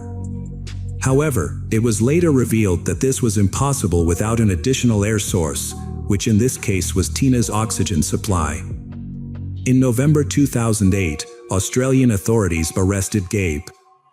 His trial began on June 5, 2009, where he pleaded guilty to failing to save his wife. As a result, he was charged with negligent homicide and sentenced to 18 months in prison. Upon completing his sentence, Gabe returned to the U.S. However, a year later, he was charged with first-degree murder by a U.S. court. The prosecution alleged that his motive was to collect insurance payouts following his wife's death. Gabe's lawyer defended him by shifting the blame onto the diving company, claiming that its employees had failed to ensure tourist safety and were now afraid of losing their business due to potential license revocation. Regarding the insurance payout, Gabe received $33,000. However, he spent significantly more on lawyers and additional expert analysis. Despite this, the prosecution maintained that Gabe's expenditure was an attempt to avoid suspicion, as he could not assume he would be believed. The prosecutor also disputed the fact that Gabe, who had a degree in drowning rescue, was unable to save his wife. Gabe addressed the jury, reflecting on the past 7 years since the tragedy. He expressed that he has thought about that terrible day every day, and the public has blamed him, calling him a murderer. Gabe noted that nobody has shown him understanding or empathy, except for his late wife's parents, who he understands will never forgive him. Gabe acknowledged that he can be accused of not doing enough to save his wife, Tina, but he believes he has already been punished for that. He stated that he was afraid to die and wanted to live, which is why he didn't drown with his wife 7 years ago. Gabe emphasized that he still wants to live now. The court found no evidence of Gabe's guilt, and the jury declared him not guilty. Friends, welcome to our channel. Today we're going to take a look at another horrible case with you, the case of Nathan Pete. Nathan Pete was born on February 12, 1982, in Tamuning, a village on the island of Guam, in the Pacific Ocean. Nathan was part of a big, loving family with 3 brothers, Matthew, Anthony, and Eric, and a sister named Carmela. His family was close-knit, with all the children being helpful and supportive of their parents. Nathan was an exemplary child who rarely got into trouble, demonstrating care and kindness at home and being diligent in his studies at school. His sociable nature made him easy to get along with, and he had many friends. Nathan grew up near the ocean and developed a passion for swimming and surfing from a young age. He spent most of his free time at the beach, soaking up the sun and enjoying life.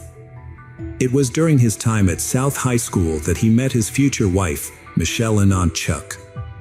They were immediately drawn to each other and began spending all their time together, studying, preparing for classes, and helping with household chores. As they grew closer, their friendship blossomed into romance. Tragedy struck Michelle's family when she was 16, as her mother passed away. Michelle took on a maternal role, caring for her younger sister Melissa and managing the household. Nathan was supportive and helpful throughout this difficult time, assisting with childcare and other responsibilities.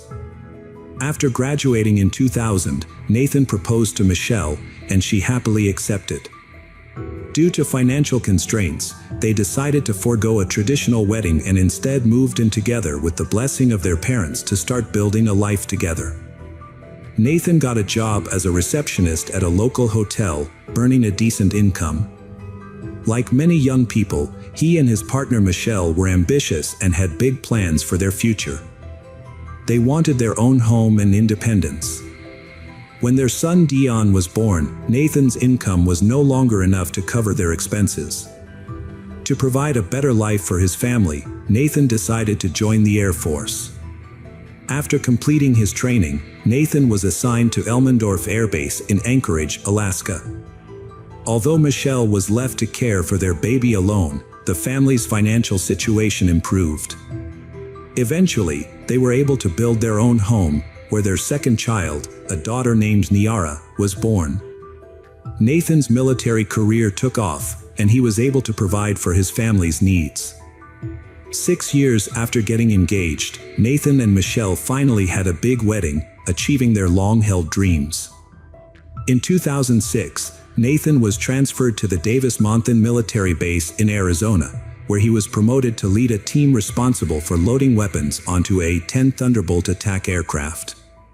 He also received training in logistics and material management. Nathan was dedicated to his job and performed it with the best intentions, truly serving his country. A coworker described Nathan as a hard worker. In 2007, Nathan and his family relocated to Nellis Air Base near Las Vegas, Nevada.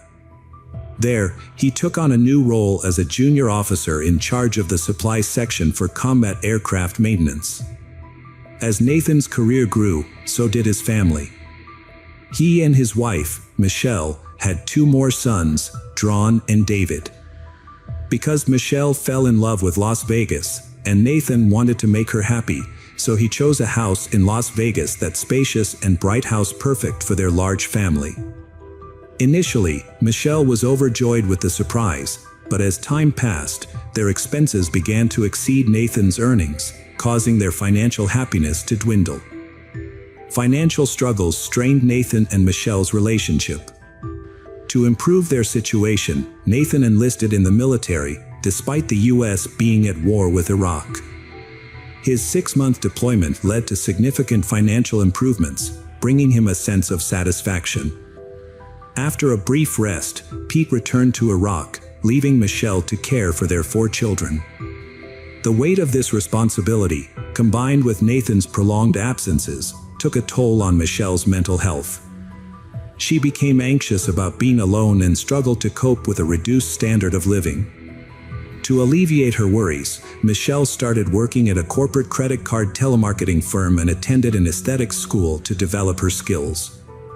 However, when Nathan left for Iraq again, Michelle felt isolated and disenchanted. Her relationship with Nathan was strained, and she turned to a colleague, Michael Rudolph Rodriguez, a charismatic but untrustworthy individual with a questionable past. By the end of 2009, Nathan returned home, and it seemed that the time apart had affected his family relationships. Michelle had been leading a double life, and her intentions were not entirely pure. She had developed feelings for someone else, but she didn't want to lose her husband. To keep him, she tried to please him in every way, changing her appearance and behavior. Nathan was fascinated by the changes in Michelle, but he didn't suspect that something was amiss. He was happy to be back with his family and decided to stay for a while. The children had struggled in school without their father, and Nathan was determined to make up for lost time. To earn extra money, Nathan started working night shifts in Las Vegas and also began teaching baseball to young children privately. He developed a simplified training program that was well received. However, as the family's standard of living declined, Michelle's attitude towards Nathan changed. By Thanksgiving 2010, the tension was palpable. When Nathan's brother Eric and his wife Veronica visited, they were shocked by the change in they, sensing the strain between Nathan and Michelle. It appeared that Michelle and Nathan's feelings for each other had diminished significantly. They was having trouble concealing their personal and financial struggles from others. In fact, their pantry and refrigerator were nearly bare. A conversation between Michelle and Michael occurred on December 1, 2010, in a sequence of events that seemed unusual. At 11:12 p.m., Michael sent Michelle a text message, inquiring about her well-being and mentioning that they were nearing completion of the Van Dyke contract, which was due the following day. 2 minutes later, Michael sent a follow-up message, offering Michelle a chance to take a couple of days off to rest if she was still not feeling well. He emphasized that her contributions were highly valued. Michelle responded to Michael's messages at 11:19 p.m. She mentioned that her husband had just awakened her, informing her that he would be late that day, although she was unsure about the specifics. A few months before the tragedy, Michelle was not hesitant to leave her husband Nathan. She believed that a divorce would only lead to financial struggles and emotional distress. She also doubted that Nathan would forgive her and provide sufficient alimony to support a normal life. However, Michelle was aware of Nathan's military insurance policy, which would pay out approximately $650,000 in the event of his death. This thing weighed heavily on her mind. Michelle shared her troubled thoughts with Michael, who was intrigued. They hatched a sinister plan to kill Nathan, with Michael invited Corey, a friend with a history of theft and fraud, for a $20,000 reward. Corey's girlfriend Jessica and her friend Shannon joined in, with Shannon promised a 5% profit. The original plan was to kill Nathan in a parking lot. Jessica bought supplies, including gloves and cologne. Shannon provided an alibi for Michael. However, Michelle's early return home on December 1, 2010, changed the plan. She usually arrived home around 10:40 p.m., but came home early and spent the evening with Nathan, unaware of the tragic events that would soon unfold. Nathan was running late for work, so he rushed downstairs just as Michelle was communicating with Michael. To avoid arousing suspicion, Michelle used coded messages. Unbeknownst to Nathan, Michael was parked in a black Cadillac SRX in front of the house, wearing latex gloves to prevent leaving any evidence. Michael realized that Nathan's military training made him a formidable opponent, so he decided to take him by surprise. Approaching Nathan from behind, Michael shot him 5 times in the back. He quickly escaped in his car and drove away. After the crime, Michael and Shannon went to a hotel to create an alibi. Meanwhile, Jessica thoroughly cleaned their apartment to remove any incriminating evidence. The perpetrators then disposed of their clothes by burning them in a fireplace. Later, police officers arrived at the scene and were shocked by what they found. In a neighborhood considered one of the safest, Detective Todd Williams began investigating the crime scene. He found the garage door unlocked, with a strong smell of iron inside.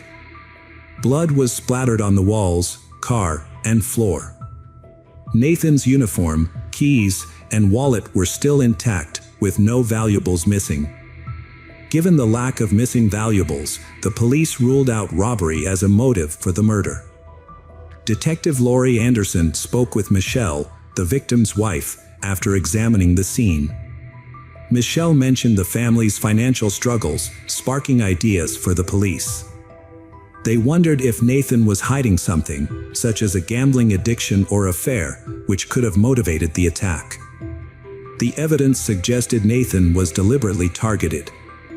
The police examined the victim's cell phone and found only pictures of his wife and children, which led them to believe that Pete was a decent man. The investigation continued, and the next step was to canvass the neighborhood. As some neighbors reported seeing a car parked near the pet house, driven by a man wearing a brown sweatshirt, which quickly drove away after shots were fired. This gave detectives their first lead. Nathan's family was shocked to learn of his death and immediately flew to Guam to get answers.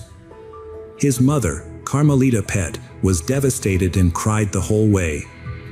When they arrived at the victim's home, Michelle, Nathan's wife, threw herself into her mother-in-law's arms and then lost consciousness. However, Nathan's mother sensed that her daughter-in-law's reaction seemed unnatural and possibly fake. The investigators decided to question Michelle again and asked her about the car witnesses had seen.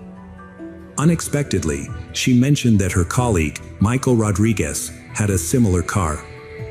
It's unclear why Michelle revealed this information, but it helped the police piece together the puzzle.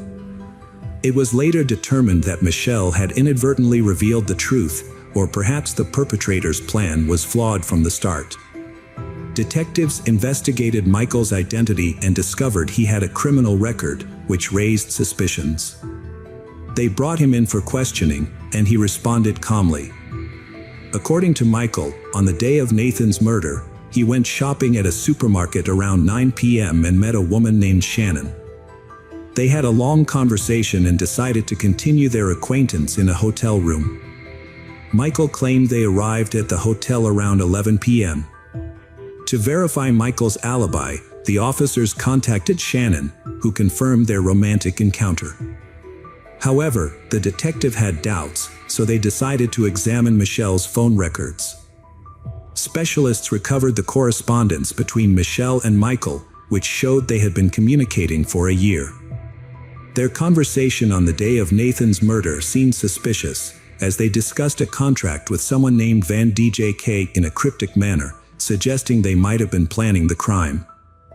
Michael was released for lack of evidence, but detectives re-questioned Michelle after analyzing her phone. She became agitated and hid something.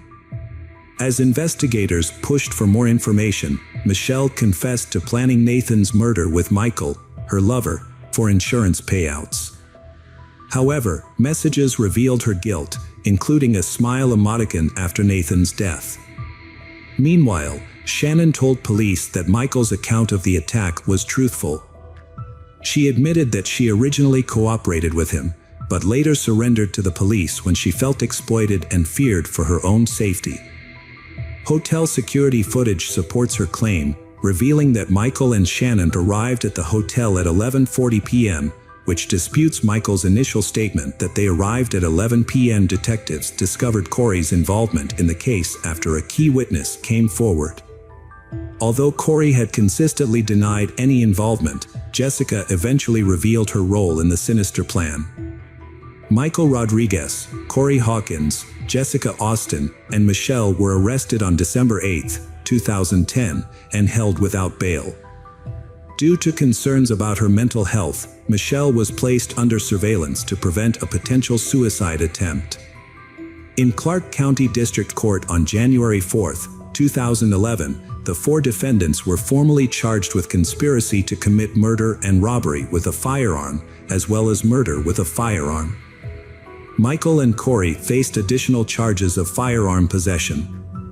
On September 21, 2015, Michael Rudolph Rodriguez was the first to go on trial for the murder of Nathan. To avoid the death penalty, he pleaded guilty. 1 week later, on September 29, 2015, Michael was sentenced to life in prison without possibility of parole. His appeal was later denied. At the time of sentencing, Michael showed no emotion and did not express any regret for his crime. Michelle Pete went on trial in Las Vegas a month later, claiming a change of heart about killing her husband. She tearfully apologized to the victim's parents in court, saying she loved her husband and children and made a terrible mistake, before she fainting. The prosecutor argued that Michelle did not attempt to thwart the conspiracy, despite her claims to the contrary. The evidence presented in court supported this assertion. It was difficult for many to understand how a mother of 4 could become involved in such a heinous crime. The judge ultimately sided with the prosecution, concluding that Michelle was more involved in the crime than she had admitted. Michelle eventually pleaded guilty to conspiracy to commit murder and first-degree murder with a firearm, which allowed her to avoid the death penalty. The Pete family also requested that the court not impose the death penalty on Michelle. Corey Alexis Hawkins also accepted a plea bargain to avoid the death penalty. He was sentenced to life in prison without the possibility of parole. Jessica Austin also took a plea deal with prosecutors and was charged with conspiracy to commit murder. At her final sentencing in March 2016, Michelle again cited her unstable emotional state as a factor in her decision to commit the crime. The Pete family children will likely suffer lifelong trauma, making it hard to form strong bonds. The pain will haunt them, but justice has been served with the 4 responsible individuals facing consequences.